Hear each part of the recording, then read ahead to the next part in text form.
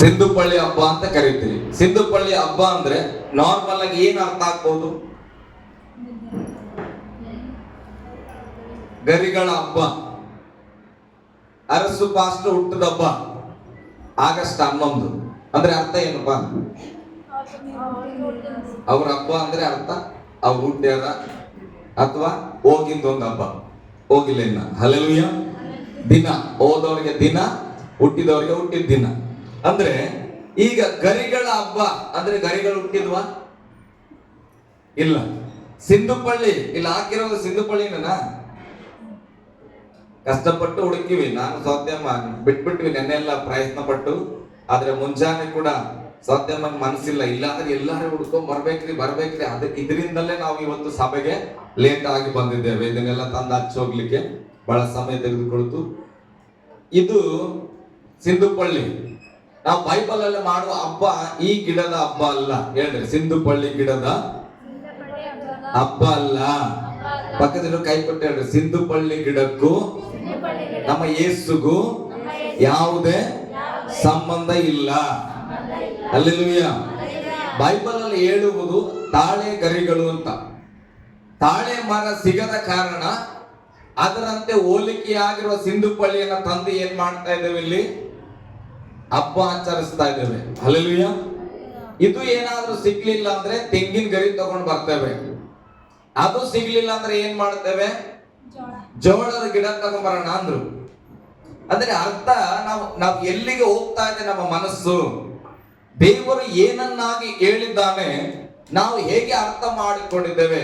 ನಮಗೆ ಚಿತ್ರಣ ಬೇಕು ಪ್ರೇರೆ, ಕಣ್ಣಿಗೆ ಕಾಣೋದು ಬೇಕು. ತಾಳೆಗರಿ ಆಗ್ಲಿಲ್ಲ ಅಂದ್ರೆ ತಾಳೆಗರಿ ತರ ಯಾವ್ದಿದೆ ಅದನ್ನ ತಂದು ಹಬ್ಬ ಮಾಡ್ತೇವೆ. ಹಲ್ಲೆಲೂಯಾ. ಹಾಗಾದ್ರೆ ನಮ್ಮ ದೃಷ್ಟಿ ಯಾವುದ್ರ ಮೇಲಿದೆ ಅಂದ್ರೆ ಈ ಗರಿಗಳ ಮೇಲಿದೆ. ಯಾರನ್ನ ಕೇಳಿದ್ರು ಪಾಮ್ ಸಂಡೆ ಅಂದ್ರೆ ಏನು? ಮಕ್ಕಳು ಗರಿಗಳನ್ನ ಹಿಡ್ಕೊಂಡು ಊರು ತುಂಬಾ ಒಂದು ಮೆರವಣಿಗೆ ಮಾಡ್ತೇವೆ ಸರ್, ಅದು ಪಾಮ್ ಸಂಡೆ. ಹಲ್ಲೆಲೂಯಾ. ಯಾಕೆ ಹಾಗೆ ಮಾಡ್ತೀರಿ ನನಗೆ ಗೊತ್ತಿಲ್ಲ. ನಾನಾದ್ರೂ ಯೇಸು ಸ್ವಾಮಿಯನ್ನ 9 ವರ್ಷಗಳಿಂದ ನಂಬಿದೆ. ನಮ್ಮೂರಲ್ಲಿ ಯಾರು ತಾಳೆಗರಿಯನ್ನು ಹಿಡ್ಕೊಂಡು ಓಡಾಡ್ಲಿಲ್ಲ. ಹಾಗಾದ್ರೆ ಯಾಕೆ ಈ ಗರಿಗಳನ್ನ ಹಿಡ್ಕೊಂಡು ಹೋಗ್ತೀರಿ? ಹೋಗಿರಬಹುದು, ನೋಡಿರಬಹುದು. ನಿಮಗೆ ಗೊತ್ತಿರೋದನ್ನ ನೀವು ಮಾತನಾಡ್ರಿ. ಯಾಕೆ ಮಾಡ್ತಾ ಇದ್ವಿ ಗೊತ್ತು, ಸತ್ಯನೇ ನೀವು ಮಾಡ್ತಾ ಇರೋದು ಕರೆಕ್ಟ್, ಅನುಮಾನ ಪಡಬೇಡ್ರಿ. ಹಲ್ಲೆಲೂಯಾ. ಹಬ್ಬ ಮಾಡ್ಬೇಕು. ಇದು ಬಹಳ ಇಂಪಾರ್ಟೆಂಟ್ ನಮಗೆ. ಅದಕ್ಕೆ ನಾನು ನಿಮ್ಗೆ ಅದರ ಸತ್ಯವನ್ನು ತಿಳಿಸ್ಲಿಕ್ಕಿದ್ದೇನೆ. ಏನು, ಯಾಕೆ ಗರಿಗಳನ್ನ ಹಿಡ್ಕೊಳ್ತಾ ಇದ್ದೇವೆ?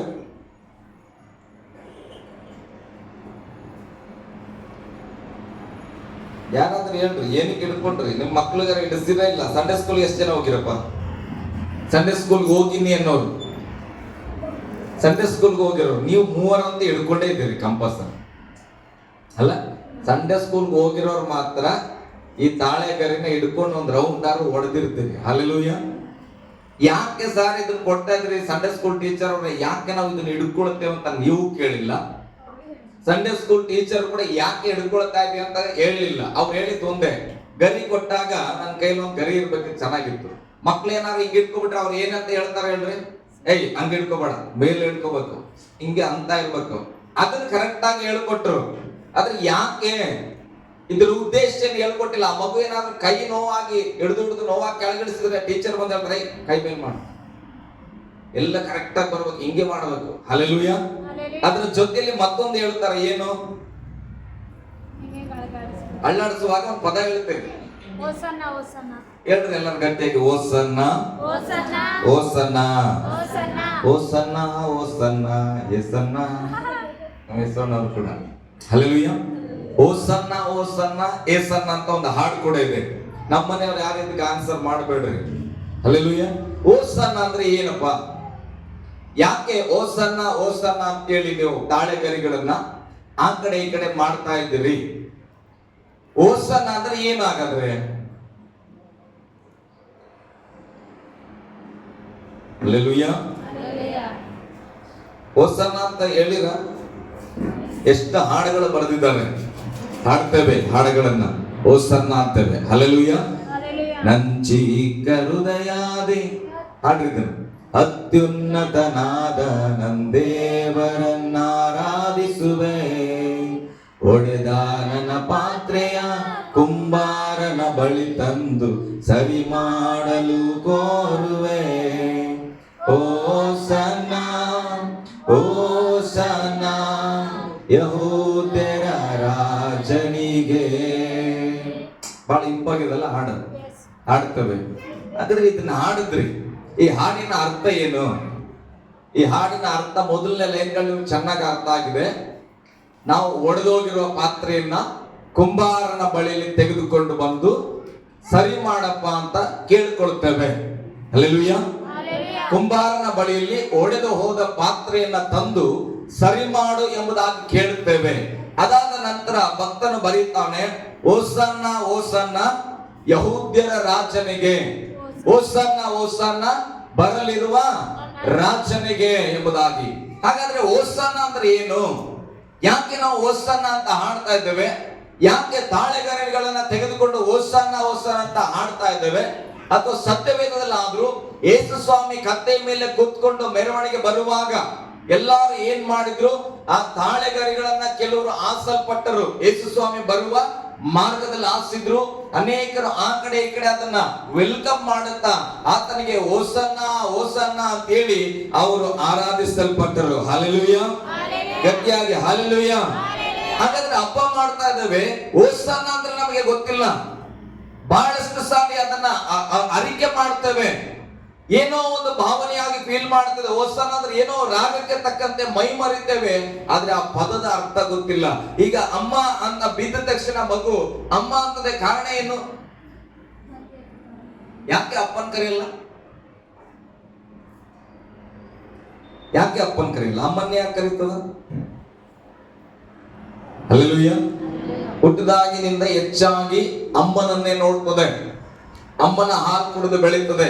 ಅಕಸ್ಮಾತ್ ಆಗಿ ಯಾವ್ದಾದ್ರೂ ಮಗು ಅಪ್ಪ ಅಂತ ಕರಿಬೇಕಂದ್ರೆ ಹುಟ್ಟಿದ ತಕ್ಷಣ ತಾಯಿ ಕೊಟ್ಟೆ ಕನ್ಬೇಕು. ಅಪ್ಪನೇ ಆ ಮಗುವನ್ನ ಸಾಕು ಬೆಳೆಸಿದ್ರೆ ಅದರ ಬಾಯಲ್ಲಿ ಯಾವಾಗ್ಲೂ ಏನಿರ್ತದೆ? ಅಪ್ಪ ಅಂತ ಇರ್ತದೆ. ಅಕಸ್ಮಾತ್ ಆಗಿ ಬರ್ಬಹುದೇನೋ, ನಾನ್ ನೋಡಿದ ಮಟ್ಟಿಗೆ ತಾಯಿ ಇಲ್ಲದ ಮಕ್ಕಳು ಕೂಡ ಅಮ್ಮನ್ನೇ ಕರೀತಾವೆ. ಹಲ್ಲೆಲೂಯಾ. ಹಾಗಾದ್ರೆ ಆ ಅಮ್ಮನ ಪದದ ಅರ್ಥ ಗೊತ್ತಿಲ್ಲದೆ ಅಮ್ಮ ಅಮ್ಮ ಅಂತ ಇದ್ರೆ, ಅಮ್ಮ ಅಂದ್ರೆ ಏನು, ಅಪ್ಪ ಅಂದ್ರೆ ಏನು, ಹೆಂಡತಿ ಅಂದ್ರೆ ಏನು, ಗಂಡ ಅಂದ್ರೆ ಏನು, ದೇವರು ಅಂದ್ರೆ ಏನು? ಹಲ್ಲೆಲೂಯಾ. ಗಟ್ಟಿಯಾಗಿ ಹಲ್ಲೆಲೂಯಾ. ಸೈತಾನನು ಹೇಗೆ ದೇವರ ಮಕ್ಕಳನ್ನ ವಂಚಿಸ್ತಾ ಇದ್ದಾನಂದ್ರೆ, ದೇವರ ಕುರಿತಾಗಿ ನಾವು ಅರಿತುಕೊಳ್ಳಬಾರದು, ದೇವರ ಯೋಚನೆಗಳನ್ನ ಅರಿತುಕೊಳ್ಳಬಾರದು. ಹಬ್ಬದ ಹೆಸರಲ್ಲಿ ನಾವೇನ್ ಮಾಡ್ತಾ ಇದ್ದೇವೆ, ಯಾರನ್ನ ಆರಾಧಿಸ್ತಾ ಇದ್ದೇವೆ ಅಂತ ಕೂಡ ಗೊತ್ತಿಲ್ಲ, ಯಾರಿಗೆ ಮಹಿಮೆ ಸಲ್ಲಿಸ್ತಾ ಇದ್ದೇವೆ ಅಂತ ಕೂಡ ಗೊತ್ತಿಲ್ಲ. ನಮ್ ತಾತ ಮಾಡ್ಯಾನ, ನಾವು ಕೂಡ ಮಾಡೀವಿ, ನಮ್ಮನ್ನ ನೋಡಿ ನಮ್ಮ ಮೊಮ್ಮಕ್ಕಳು ಕೂಡ ಮಾಡ್ತಾವ. ಹಲ್ಲೆಲೂಯಾ. ಗಟ್ಟಿಯಾಗಿ ಹಲ್ಲೆಲೂಯಾ. ನೋಡ್ರಿ, ಗಮನಿಸ್ರಿ, ಈ ಪಾಮ್ ಸಂಡೆಯನ್ನ ಯಾವ ದಿನ ಮಾಡ್ತಾರಂದ್ರೆ, ಯೇಸು ಸ್ವಾಮಿಯು ಪುನರುತ್ಥಾನ ಆಗುವ ಒಂದು ವಾರದ ಹಿಂದೆ ಈ ಹಬ್ಬವನ್ನ ಆಚರಿಸುತ್ತೇವೆ. ಹಲ್ಲೆಲೂಯಾ. ಗಟ್ಟಿಯಾಗಿ ಹಲ್ಲೆಲೂಯಾ. ವಿಮೋಚನ ಕಾಂಡ ಪುಸ್ತಕಕ್ಕೆ ನಾವು ಬರೋಣ. ಬಹಳ ಜಾಗೃತಿಯಾಗಿ ಈ ಪ್ರಸಂಗವನ್ನು ನೀವು ಕೇಳಿಸ್ಕೊಳ್ಬೇಕು. ವಿಮೋಚನ ಕಾಂಡ 12ನೇ ಅಧ್ಯಾಯ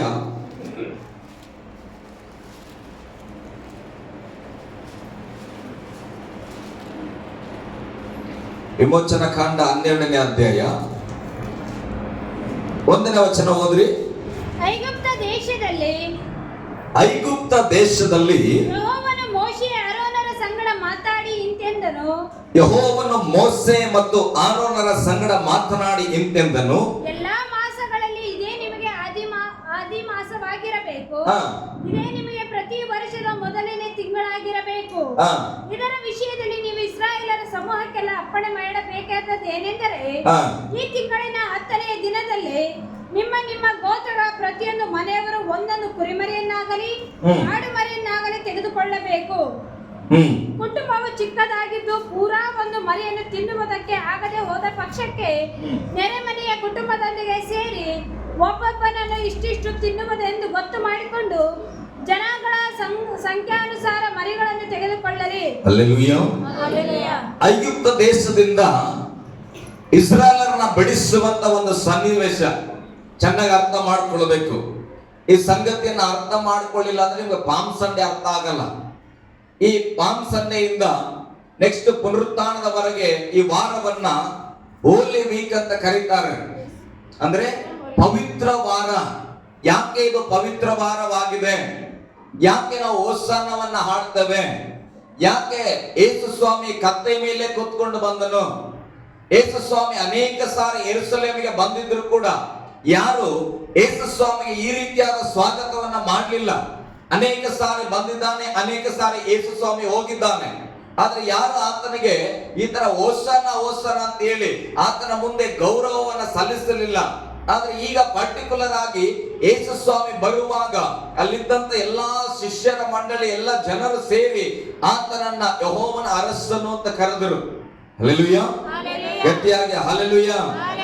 ದಾವೀದ ವಂಶದ ಒಬ್ಬ ರಾಜನು ಬರ್ತಾ ಇದ್ದಾನೆ ಎಂಬುದಾಗಿ ಅವರು ಮಹಿಮೆಯನ್ನ ಸಲ್ಲಿಸಿದ್ರು. ನಾನು ಕೇಳುತ್ತೇನೆ, ಯಾವತ್ತು ಆಗದ ಒಂದು ವ್ಯತ್ಯಾಸವನ್ನು ಹಾಕಬೇಕಾದ್ರೆ ದೇವರ ಚಿತ್ತ ಇದೆ ಪ್ರೇರೆ. ಹಲ್ಲೆಲೂಯಾ.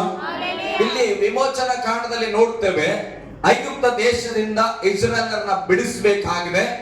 ಫರೋಹನ ಹೃದಯ ಕಠಿಣವಾಗಿದೆ, ಆತನ ಬಿಡ್ತಾ ಇಲ್ಲ. ಇವ್ರು ಕೇಳ್ತಾ ಇರೋದೇನು ಗೊತ್ತಾ? ನಮ್ಮ ದೇವರನ್ನ ನಾವು ಆರಾಧನೆ ಮಾಡ್ಲಿಕ್ಕೆ ಹೋಗ್ಬೇಕು, ನಮ್ಮನ್ನ ಕಳಿಸ್ಕೊಡ್ರಿ ಅಂತ ಕೇಳಿದ್ರೆ ಫರೋಹನ ಮೊದಲು ಹೇಳ್ತಾನೆ, ನೀವೇನ್ ಮಾಡ್ರಿ, ಗಂಡಸರು ಕೆಲವರು ಹೋಗಿ ದೇವರನ್ನ ಆರಾಧನೆ ಮಾಡಿ ಬನ್ರಿ. ಹಲ್ಲೆಲೂಯಾ. ಏನ್ ಮಾಡ್ರಿ? ಗಂಡಸರು ಕೆಲವರು ಹೋಗಿ ನಿಮ್ಮ ದೇವರಿಗೆ ಆರಾಧನೆ ಮಾಡಿ ಬನ್ರಿ ಅಂತ. ಆದ್ರೆ ಇಸ್ರಾಯೇಲರು ಒಪ್ಕೊಳ್ಳೋದಿಲ್ಲ. ಮೋಸೆ ಹೇಳ್ತಾನೆ, ಇಲ್ಲೆಲ್ಲ ಒಪ್ಕೊಂಡ್ಬಿಡ್ರಿ, ನಾವು ಕುಟುಂಬವಾಗಿ ಹೋಗ್ಬೇಕಂತ ಹೇಳ್ರಿ ಅಂತ ಮೋಸೆ ಹೇಳುವಾಗ ಇಸ್ರಾಯೇಲರು ಹೋಗಿ ಮತ್ತೆ ಆತನ ಬಳಿಯಲ್ಲಿ ಮಾತಾಡ್ತಾರೆ, ಇಲ್ಲ ಇಲ್ಲ ನಾವು ಕುಟುಂಬವಾಗಿ ಹೋಗಬೇಕು. ಮತ್ತೆ ಆತನ ಹೇಳ್ತಾನೆ, ನೀವು ನಿಮ್ಮ ಹೆಂಡತಿಯರನ್ನ ಬೇಕಾದ್ರೆ ಕರ್ಕೊಂಡು ಹೋಗಿ ದೇವರಿಗೆ ಆರಾಧನೆ ಮಾಡಿ ಬನ್ರಿ. ಹಲ್ಲೆಲೂಯಾ. ಚೀತದಲ್ಲಿ ಇದ್ದಾರೆ, ಹಿಂಸೆಯಲ್ಲಿ ಇದ್ದಾರೆ. ಅವರು ಯೋಚನೆ ಮಾಡಬಹುದಾಗಿತ್ತು, ಒಳ್ಳೇದಾಯ್ತಪ್ಪ ಸ್ತೋತ್ರ, ನಾನು ನನ್ನ ಹೆಂಡತಿ ಆದ್ರೆ ಏನ್ ಮಾಡ್ತೇವೆ, ಆರಾಧನೆ ಮಾಡಿ ಪರ್ಮಿಷನ್ ಕೊಟ್ಟನ ಹೋಗ್ತೇವೆ ಅಂತ ಹೇಳಿ ಸಂತೋಷವಾಗಿ ಬರ್ತಾರ. ಆದ್ರೆ ಮೋಸೆ ಹೇಳ್ತಾನೆ, ಇಲ್ಲ ಇಲ್ಲ ಒಪ್ಕೊಳ್ಬೇಡ್ರಿ, ನಾನು ನನ್ನ ಹೆಂಡತಿ ಮಕ್ಕಳು ನಾವು ಸೇರಿ ಆರಾಧನೆ ಮಾಡಬೇಕು. ಹಲ್ಲೆಲೂಯಾ.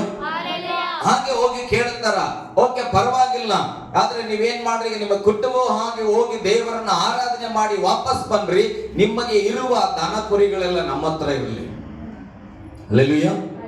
ಅವಾಗ ಮೋಸೆ ಹೇಳ್ತಾರ, ಅವೆಲ್ಲ ಆಗಲ್ಲ, ನಮ್ಗಿರುವ ಆಸ್ತಿ ಅಂದ್ರೆ ನಮ್ಮ ಹತ್ರ ಇರುವ ಬೆಳ್ಳಿ ಬಂಗಾರನೋ ಕುರಿನೋ ಮೇಕೆನೋ ಎಲ್ಲವನ್ನ ನಮ್ಮೊಟ್ಟಿಗೆ ನೀನು ಕಳಿಸ್ಬೇಕು, ನಾವು ಸಮಸ್ತವಾಗಿ ಹೋಗಿ ನಮ್ಮ ಯೆಹೋವನಿಗೆ ನಾವು ಆರಾಧನೆ ಸಲ್ಲಿಸಬೇಕು. ಹಲ್ಲೆಲೂಯಾ. ಗಟ್ಟಿಯಾಗಿ ಹಲ್ಲೆಲೂಯಾ. ಕಠಿಣ ಆಗ್ತದೆ. ಗಮನಿಸ್ರಿ, ಈ ಪ್ರಸಂಗವನ್ನ ಒಂದು ಸಾರಿ ನಮ್ಮ ಔರಾದಲ್ಲಿ ಮಾಡುವಾಗ ಅನೇಕ ವರ್ಷಗಳಿಂದ ಕುಡಿತಾ ಇದ್ದಂತ ಒಬ್ಬ ವ್ಯಕ್ತಿ ಏನ್ ಮಾಡಿದ್ರು, ಈ ಪ್ರಸಂಗವನ್ನ ಕೇಳಿ ದೇವರ ಕಡೆಗೆ ತಿರುಗಿದನು. ಕಲರ್ ಬಟ್ಟೆ ಎಲ್ಲ ಹೋಗಿ ಬೆಳ್ಳನ್ ಬಟ್ಟೆ ಬೆಳ್ಳನ್ ಪ್ಯಾಂಟ್ ಆಯ್ತು. ಹಲ್ಲೆಲೂಯಾ. ಸರ್ ನಾನು ಕುಡಿಯೋದಿಲ್ಲ ಸರ್, ಇನ್ ಮುಂದೆ ಈ ಪ್ರಸಂಗ ನಾನು ಒಟ್ಟಿಗೆ ಮಾತಾಡಿದೆ, ನನ್ನ ಹೆಂಡತಿ ಮಕ್ಕಳು ಬರ್ತಾ ಇದ್ದಾರೆ, ನೆಕ್ಸ್ಟ್ ವಾರದಿಂದ ನಾನು ಕೂಡ ಸೇರಿ ನಮ್ಮ ಕುಟುಂಬವಾಗಿ ಬಂದು ದೇವರನ್ನ ನಾವು ಆರಾಧಿಸ್ತೇವೆ ಅಂತ ಹೇಳಿ ಗಂಡ ತೀರ್ಮಾನ ಮಾಡಿದ್ನು. ಸಂತೋಷದ ಸುದ್ದಿನ ಇಲ್ಲ? ಹಲ್ಲೆಲೂಯಾ. ಹೆಂಡತಿ 3 ಜನ ಮಕ್ಕಳು ಬರ್ತಾ ಇದ್ರು ಆರಾಧನೆಗೆ, ಗಂಡ ಬರ್ತಾ ಇದ್ದಿಲ್ಲ. ನನಗೆ ಬಹಳ ಪ್ರೀತಿ ಮಾಡ್ತಾರ, ಆದ್ರೆ ಬರ್ತಾ ಇರ್ಲಿಲ್ಲ. ಈಗ ಏನಾಯ್ತು, ಜೊತೆಯಾಗಿ ಬರುವಂತಾಯ್ತು. ಈಗ ಆತರ ಬೆಳಿ ಅಂಗಿ ಬೆಳಿ ಪ್ಯಾಂಟ್ ಹಾಕೊಂಡು ಬಂದ್ರೆ ಬಹಳ ಖುಷಿ ಆಯ್ತು. 3 ವರ್ಷ ಬೈಬಲ್ ಸ್ಟಡೀಸ್ ಕೂಡ ಮಾಡ್ಯಾರ ಅವರು. ಹಲ್ಲೆಲೂಯಾ. ಹೆಸರು ನಾನು ಹೇಳಂಗಿಲ್ಲ. ಬಂದ್ರು, ಸ್ತೋತ್ರ. ಈಗ ಗಂಡ ವೈಟ್ ಅಂಡ್ ವೈಟ್ ಹಾಕೊಂಡು ಆರಾಮಾಗಿ ಬೇಗ ಸಭೆಗೆ ಆರಾಧನೆಗೆ ಮಾಡಕ್ಕೆ ಬಂದ್ರೆ ಹೆಂಡತಿ ಮಕ್ಕಳ ಅವತ್ತ ಆರಾಧನೆಗೆ ಬಂದಿಲ್ಲ. ಹಲ್ಲೆಲೂಯಾ. ಗಟ್ಟಿಯಾಗಿ ಹಲ್ಲೆಲೂಯಾ. ಓಕೆಪ್ಪ, ಈಗ ಯಾವತ್ತು ಬರದವನು ಶಿಸ್ತಾಗಿ ರೆಡಿಯಾಗಿ ಬಂದನ. ಒಂದು 4 ಜನ 3 ಜನ ಗಂಡು ಮಕ್ಕಳು ಕುತ್ಕೊಂಡಾರ. ಈಗ ಎಲ್ಲ ಹೆಣ್ಮಕ್ಳಿದಾರ. ಏನೋ ಆತನಿಗೆ ಬಹಳ ಕಷ್ಟಪಟ್ಟ ನಂಬಿಕೆ ಅಂತ ಬಂದಿದ್ನು. ತನ್ನ ಕುಟುಂಬ ಇಲ್ಲದೆ ಇದ್ದಾಗ ಆತನಿಗೆ ಅನಿಸ್ತಾ ಇದೆ, ಯಾಕಾದ್ರೂ ಇಲ್ಲಿ ಬಂದ್ಬಿಟ್ಟು ನಾನು. ಹಲ್ಲೆಲೂಯಾ. ಮುಜುಗರ ಆಗ್ತದೆ. ನೆಕ್ಸ್ಟ್ ವಾರ ಕೂಡ ಏನ್ ಮಾಡಿದ್ರು, ರೆಡಿಯಾಗಿ ಕರೆಕ್ಟ್ ಆಗಿ ಬಂದ್ರೆ 10 ಗಂಟೆಗೆ ನಮ್ಮ ಸಭೆಗೆ, ಇಲ್ಲೇ ನನ್ನ ಮನೆಯಲ್ಲಿ ಸಭೆ ನಡೆಸ್ತಾ ಇದೆ. ಆಮೇಲೆ ನೋಡಿದ್ರೆ 12 ಗಂಟೆಗೆ ಬರ್ತಾಳ. ಹಲ್ಲೆಲೂಯಾ. 3ನೇ ವಾರದಲ್ಲಿ ನೋಡಿದ್ರೆ ವೈಟ್ ಅಂಡ್ ವೈಟ್ ಪ್ಯಾಂಟ್ ಕಾಣಿಸ್ತಾ ಇಲ್ಲ, ವೈಟ್ ಅಂಡ್ ಅಂಗಿ ಕೂಡ ಕಾಣಿಸ್ತಾ ಇಲ್ಲ. ಹಲ್ಲೆಲೂಯಾ. ಸ್ವಲ್ಪ ದಿನಗಳಾದ್ಮೇಲೆ ಮತ್ತೆ ಆತ ಕುಡಿತಾ ಇದ್ದಾನೆ, ಎಲ್ಲದರಲ್ಲಿ ಬೀಳ್ತಾ ಇದ್ದಾನೆ. ನಾನು ಹೋಗ್ಬೇಕು, ಅವರಿಗಾಗಿ ಪ್ರಾರ್ಥನೆ ಮಾಡಬೇಕು, 2 ಗಂಟೆಗಳ ಕಾಲ ಕೂತ್ಕೊಳ್ಬೇಕು, ಆತನನ್ನ ಸಮಾಧಾನ ಮಾಡಿ ಬರಬೇಕು. ಹಲ್ಲೆಲೂಯಾ. ದೇವರು ನನ್ನನ್ನು ಇದಕ್ಕೆ ಕರೆದನ.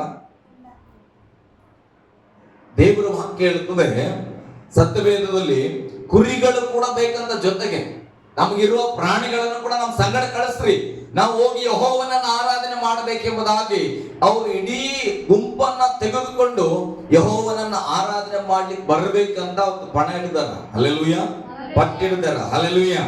ಕೆಲವರಿಗೆ ಹಳೆ ಅವಾಗಿಂದ ನಮ್ಮ ಜೊತೆ ಸೇವೆಗಿರೋರಿಗೆ ಕಣ್ಮುಂದ್ ಬಂದಾರ ಯಾರಂತೇಳಿ, ಪ್ರಾರಂಭದಿಂದ ಇದ್ದವರಿಗೆ. ಹಲ್ಲೆಲೂಯಾ, ದೇವರ ಸ್ತೋತ್ರ. ಇವತ್ತು ಕೂಡ ಅವರು ಸರಿಯಾದ ರೀತಿಯಲ್ಲಿ ಸಭೆಯಲ್ಲಿ ನಿಂತ್ಕೊಳ್ಳೇ ಇಲ್ಲ. ದೇವರವರನ್ನು ಆಶೀರ್ವದಿಸಲಿ. ಎಲ್ಲೇ ಇದ್ರು ಕೂಡ ಅವರ ಕುಟುಂಬವಾಗಿ ಸಭೆಗೆ ಹೋಗ್ಲಿ ಎಂಬುದಾಗಿ ನಾನು ಬಯಸ್ತೇನೆ. ಹಲ್ಲೆಲೂಯಾ, ಗಟ್ಟಿಯಾಗಿ ಹಲ್ಲೆಲೂಯಾ. ಇವತ್ತು ನಮ್ಮ ಕುಟುಂಬಗಳು ಹೀಗೆ ಇರ್ಬೋದು ಪ್ರೇರೆ. ಗಂಡ ಒಬ್ಬ ಆರಾಧನೆಗೆ ಹೋಗ್ತಾನ, ಇಲ್ಲ ಹೆಂಡತಿ ಆರಾಧನೆಗೆ ಹೋಗ್ತಾಳ, ಇಲ್ಲ ಮಕ್ಕಳ ಆರಾಧನೆಗೆ ಹೋಗ್ತಾರ. ಅದೆಲ್ಲ ದೇವರು ಬಯಸಿದ್ದು ಕುಟುಂಬವಾಗಿ ದೇವರನ್ನ ಆರಾಧನೆ ಮಾಡ್ಲಿಕ್ಕೆ ಐಗುಪ್ತ ದೇಶದಿಂದ ಇಸ್ರಾಯೇಲರನ್ನ ದೇವರು ಬಿಡಿಸ್ತಾ ಇರೋದು. ಹಲ್ಲೆಲೂಯಾ, ಅರ್ಥ ಮಾಡ್ಕೊಳ್ಬೇಕು. ದೇವರು ಆ ಚೀತದಿಂದ ಬಿಡಿಸ್ತಾ ಇರೋದು ನೀವೆಲ್ಲರೂ ಸ್ವತಂತ್ರರಾಗಿ ಕರ್ತನನ್ನ ಸ್ತುತಿ ಮಾಡ್ರಿ. ಹಲ್ಲೆಲೂಯಾ. ಓಕೆ, ಈಗ ಬಿಡಿಸುವಾಗ ವಾಕ್ಯ ಹೇಳ್ತದೆ ಪ್ರತಿಯೊಂದು ಕುಟುಂಬಗಳಿಗೆ ಏನನ್ನ ತೆಗೆದುಕೊಳ್ಬೇಕಂತ, ಒಂದೊಂದು ಮರಿಗಳನ್ನ, ಕುರಿಗಳನ್ನ, ಆಡಾಗಿರ್ಬೋದು ಕುರಿಮರಿ ಆಗಿರ್ಬೋದು, ಅದನ್ನ ತೆಗೆದುಕೊಳ್ಬೇಕು. ಯಾತಿಗಾಗಿ? ಇದು ದೇವರಿಗೆ ಯಜ್ಞವಾಗಿ ಅರ್ಪಿಸುವುದಕ್ಕೆ. ಹೇಳ್ರಿ, ಯಜ್ಞವನ್ನ ಅರ್ಪಿಸುವುದಕ್ಕೆ. ಹಲ್ಲೆಲೂಯಾ. ಪ್ರತಿಯೊಂದು ಕುಟುಂಬವು ಬಿಡುಗಡೆಯನ್ನ ಹೊಂದಬೇಕಾದ್ರೆ ಆ ಕುಟುಂಬದ ಪರವಾಗಿ ಒಂದು ಮೇಕೆಯನ್ನು, ಕುರಿಯನ್ನು ದೇವರಿಗೆ ಯಜ್ಞ ಮಾಡ್ಲಿಕ್ಕೆ ತೆಗೆದುಕೊಂಡು ಹೋಗ್ಬೇಕು. ಅಕಸ್ಮಾತ್ ಒಂದು ಸಣ್ಣ ಮನೆ ಇದೆ, ಮೂವರೇ ಇದ್ದಾರೆ. ಈಗ ಅವನು ಒಂದು 15 kg ಇರೋ ಕುರಿ ತಂದ್ಬಿಟ್ರೆ ತಿನ್ನಕ್ ಆಗ್ತದ? ತಿನ್ಲಿಕ್ಕೆ ಆಗ್ತದ? 15 kg ಖಾಲಿ ಆಗ್ತದ? 3 ಜನ ಇದ್ರೆ ಮನೆಯಲ್ಲಿ 2 kg ಕೂಡ ಖಾಲಿ ಆಗಲ್ಲ. ಹಲ್ಲೆಲೂಯಾ. ಈಗ ಈ ಮೇಕೆಯನ್ನ ಅರ್ಪಿಸ್ತಾರ ನೋಡ್ರಿ, ಆ ಮಾಂಸವನ್ನ ತಿನ್ಲಿಕ್ಕೆ 5 ದಿನ ಟೈಮ್ ಉಂಟು. ಎಷ್ಟು ದಿನ ಉಂಟು? ಗಟ್ಟಿಯಾಗಿ ಹೇಳ್ರಿ, ಎಷ್ಟು ದಿನ ಉಂಟು? 5 ದಿನ ಉಂಟು. ಆ ಮೇಕೆಯನ್ನ ಯಾವುದನ್ನ ತಗೊಂಡೋಗಿ ಇವರು ಕುರಿಯನ್ನ ಅರ್ಪಣೆ ಮಾಡ್ತಾರೋ ಅದರ ಮಾಂಸವನ್ನ ಸ್ವಲ್ಪವೂ ಬಿಡದಂತೆ ಅವರು ತಿನ್ನಬೇಕು. ಹಲ್ಲೆಲೂಯಾ. ಅದರಲ್ಲಿ ಯಾವುದೇ ಆ ಒಂದು ಕುರಿದು, ಮೇಕೆದು ಯಾವ ಪದಾರ್ಥ ಕೂಡ ವ್ಯರ್ಥವಾಗಿ ಹೋಗಬಾರದು. ಇಲ್ಲಾಂದ್ರೆ ಅದನ್ನ ಸಂಪೂರ್ಣವಾಗಿ ಅದನ್ನ ಬೆಂಕಿಯಲ್ಲಿ ನಾವು ಯಜ್ಞ ಮಾಡಬೇಕು. ಹಲ್ಲೆಲೂಯಾ.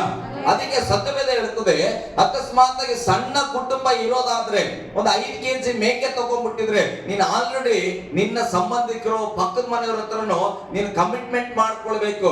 ನಮ್ಮ ಮೇಕೆಯಲ್ಲಿ ಸ್ವಲ್ಪ ಮಾಂಸ ನೀವು ತಿಂದು ನಮ್ಗೆ ಸಹಾಯ ಮಾಡ್ಬೇಕ್ರಿ. ಹಲ್ಲೆಲೂಯಾ, ಗಟ್ಟಿಯಾಗಿ ಹಲ್ಲೆಲೂಯಾ. ಹಂಗಿದ್ರೆ ಎಲ್ಲರೂ ಮಾಡ್ತವೆ. ಸ್ತೋತ್ರ. ನಮ್ಮ ಮನೆ ತರದೇ ಇಲ್ಲ. ಅವ್ರ ಮನೆಯಲ್ಲ ಮೇಕೆ ಹೆಚ್ಚಾಗಿ ಬರ್ತಂದ್ರೆ ಏನ್ ಮಾಡ್ತವೆ? ಒಳ್ಳೇದಾಯ್ತು ಬಿಡಪ್ಪ, ನಾವು ಖರೀದಿ ಮಾಡಿದ್ರೆ ತಪ್ಪಂತವೆ. ಹಲ್ಲೆಲೂಯಾ. ಹಂಗ ಮಾಡ್ಬೋದಾ? ಅವ್ರ ಮನೇಲಿ ಮೇಕೆ ಇದೆ, ಅವರೇ ಮಾಂಸ ಕೊಡ್ತೆ ಅಂದಾರ, ನಾವೇನ್ ತರದ್ ಬೇಡ ಅನ್ನಕ್ ಆಗ್ತದ ಇಲ್ಲಿ? ಗಟ್ಟಿಯಾಗಿ ಹೇಳ್ರಿ, ಇಲ್ಲ ಅನ್ನೋರು. ಹಲ್ಲೆಲೂಯಾ. ನಿನ್ನ ಮನೆಗೆ ನೀನು ಒಂದು ಮೇಕೆಯನ್ನ ಅರ್ಪಿಸ್ಲೇಬೇಕು. ಹಲ್ಲೆಲೂಯಾ. ನಿನ್ನ ಮನೆಗೋಸ್ಕರ, ನಿನ್ನ ಕುಟುಂಬದ ಬಿಡುಗಡೆಗೋಸ್ಕರ ನೀನು ಒಂದು ಯಜ್ಞವನ್ನು ಅರ್ಪಿಸ್ಬೇಕು. ಇದರಲ್ಲಿ ಚೆನ್ನಾಗಿ ಅರ್ಥ ಮಾಡ್ಕೊಡ್ರಿ. ಪ್ರತಿ ಒಂದು ಕುಟುಂಬವು ಆ ಒಂದು ಹಿಂಸೆಯಿಂದ, ಕತ್ತಲಿಂದ ಬಿಡುಗಡೆ ಆಗ್ಬೇಕಾದ್ರೆ ಒಂದು ಯಜ್ಞವಾಗಬೇಕಾಗಿದೆ. ಆ ಯಜ್ಞವನ್ನ ಮಾಡ್ಲಿಕ್ಕೆ ನಿಯಮಗಳನ್ನ ದೇವರು ಕೊಟ್ಟಿದ್ದಾನೆ.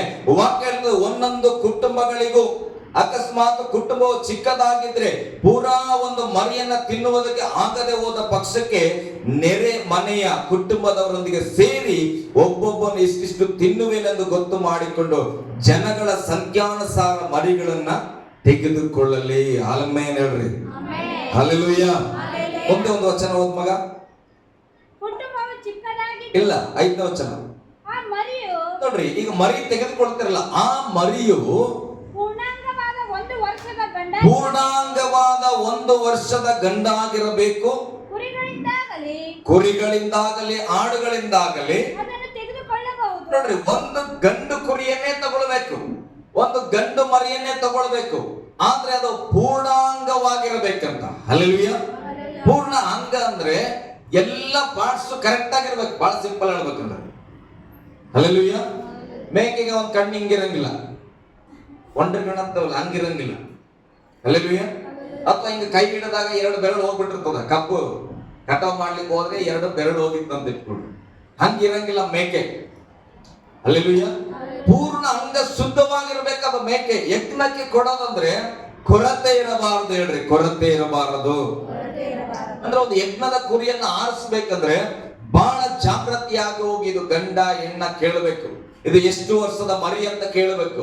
ಅದ್ರ ಕಾಲ್ ಸರಿಗಿದೆನಾ, ಕೈ ಸರಿಗಿದೆನಾ, ಮೂಗ್ ಸರಿಗಿದೆನಾ, ಕಿವಿ ಸರಿಗಿದೆನಾ, ಎಲ್ಲಾರ ಆತ ಸಾಕಿರವ ಓಲೆ ಚುಚ್ಚಕ್ಕೋಸ್ಕರ ಏನಾದ್ರು ಕಿವಿಯನ್ನ ಅರ್ಧಾಕ್ಬಿಟ್ಟನ ನೋಡ್ಬೇಕು. ಹಲ್ಲೆಲೂಯಾ.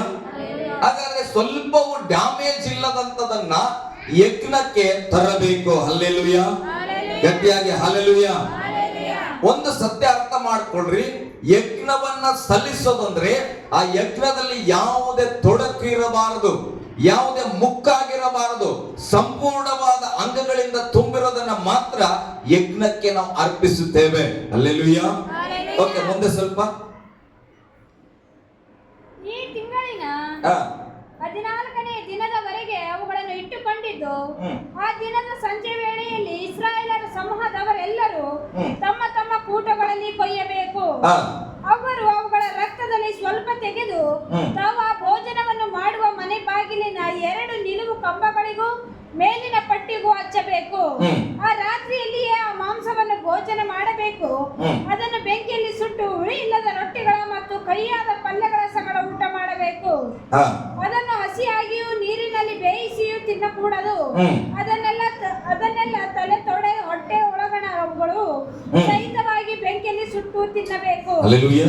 ಒಂದು ಮೇಕೆ, ಈಗ ಅದನ್ನ ಬಲಿ ಅರ್ಪಿಸ್ತೀರಿ.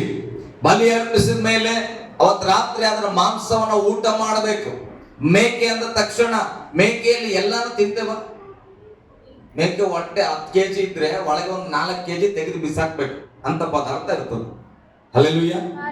ಆದ್ರೆ ಅದನ್ನ ಬಿಸಾಕಂಗಿಲ್ಲ. ಬೈಬಲ್ ಹೇಳ್ತದೆ, ಯಾವುದನ್ನ ತಿನ್ಲಿಕ್ಕಾಗಲು ಅದನ್ನ ಏನ್ ಮಾಡ್ಬೇಕಂತ ಹೇಳ್ತದೆ ವಚನಲ್ಲಿ. ಬೈಬಲ್ ಹೇಳ್ತದೆ ಸ್ಪಷ್ಟವಾಗಿ, ತಿನ್ನಕೂಡ, ಬೇಯಿಸಿ ತಿನ್ನಬಾರದು, ಸುಟ್ಟು ತಿನ್ನಬೇಕು. ಅದನ್ನೆಲ್ಲ ಅಂದ್ರೆ ತಲೆ, ಆ ಮೇಕೆಯ ತೊಡೆಗಳು, ಹೊಟ್ಟೆ ಒಳಗಿರುವಂತ ಎಲ್ಲವುಗಳ ಸಹಿತವಾಗಿ ಬೆಂಕಿಯಲ್ಲಿ ಸುಟ್ಟು ತಿನ್ನಬೇಕು. ಹಲ್ಲೆಲೂಯಾ. ಯಜ್ಞ ಅಂದ್ರೆ ಇದು ನನಗೆ ಇಷ್ಟ ಆಗಲ್ಲ, ಬಿಟ್ಬಿಡ ಆ ಕಡೆ, ಇದು ತಗೋ, ನಾವು ಮಟನ್ ಅಂಗಡಿಯಿಂದ ತರ್ತೇವಲ್ಲ, ಹಂಗಲ್ಲ ಇದು. ಯಜ್ಞ ಅಂದ್ರೆ ಪರಿಪೂರ್ಣವಾಗಿ ಅದು ಯಜ್ಞವಾಗಬೇಕು. ಹಲ್ಲೆಲೂಯಾ. ಅದರ ಶಾರೀರದ ಯಾವ ಭಾಗವು ಇಲ್ಲಿ ನಮಗೆ ಕಾಣಬಾರದು, ಪ್ರತಿಯೊಂದು ಕೂಡ ಸಂಪೂರ್ಣವಾಗಿ ನಾಶವಾಗಬೇಕು. ಅದನ್ನೇ ಯಜ್ಞ ಅಂತ ಕರೆಯೋದು. ಅಂದ್ರೆ ಅದು ಆವಿಯಾಗಿ ಹೋಗ್ಬೇಕು, ಇಲ್ಲ ತಿಂದು ಅದು ಇಲ್ಲದಂತ ಆಗಬೇಕು, ಇಲ್ಲಾಂದ್ರೆ ಬೆಂಕಿಯಲ್ಲಿ ಸುಟ್ಟು ಅದು ಏನಾಗಬೇಕು, ಆವಿಯಾಗಿ ಹೋಗಬೇಕು. ಹಲ್ಲೆಲೂಯಾ. ಗಟ್ಟಿಯಾಗಿ ಹಲ್ಲೆಲೂಯಾ. ಇದು ಯಜ್ಞಕ್ಕೆ ಇರತಕ್ಕಂತ ಒಂದು ನಿಯಮ.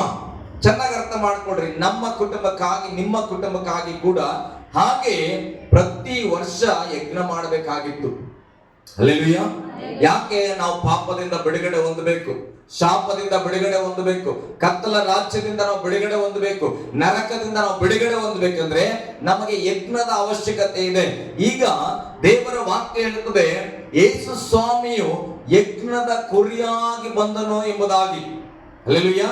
ಮನುಷ್ಯರ ಪಾಪವನ್ನ ಬಿಡಿಸುವುದಕ್ಕಾಗಿ ಆತನು, ಬೈಬಲ್ ಹೇಳುತ್ತೆ, ಶಿಲುಬೆ ಮೇಲೆ ವಧಿಸಲ್ಪಟ್ಟ ಕುರಿಯಂತೆ ವಿಧಿಯನಾಗಿದ್ದನು. ಹಲ್ಲೆಲೂಯಾ. ಗಟ್ಟಿಯಾಗಿ ಹಲ್ಲೆಲೂಯಾ. ನಾವು ಗಮನಿಸೋಣ. ಲೂಕನ ಬರೆದ ಸುವಾರ್ತೆಗೆ ಬನ್ರಿ.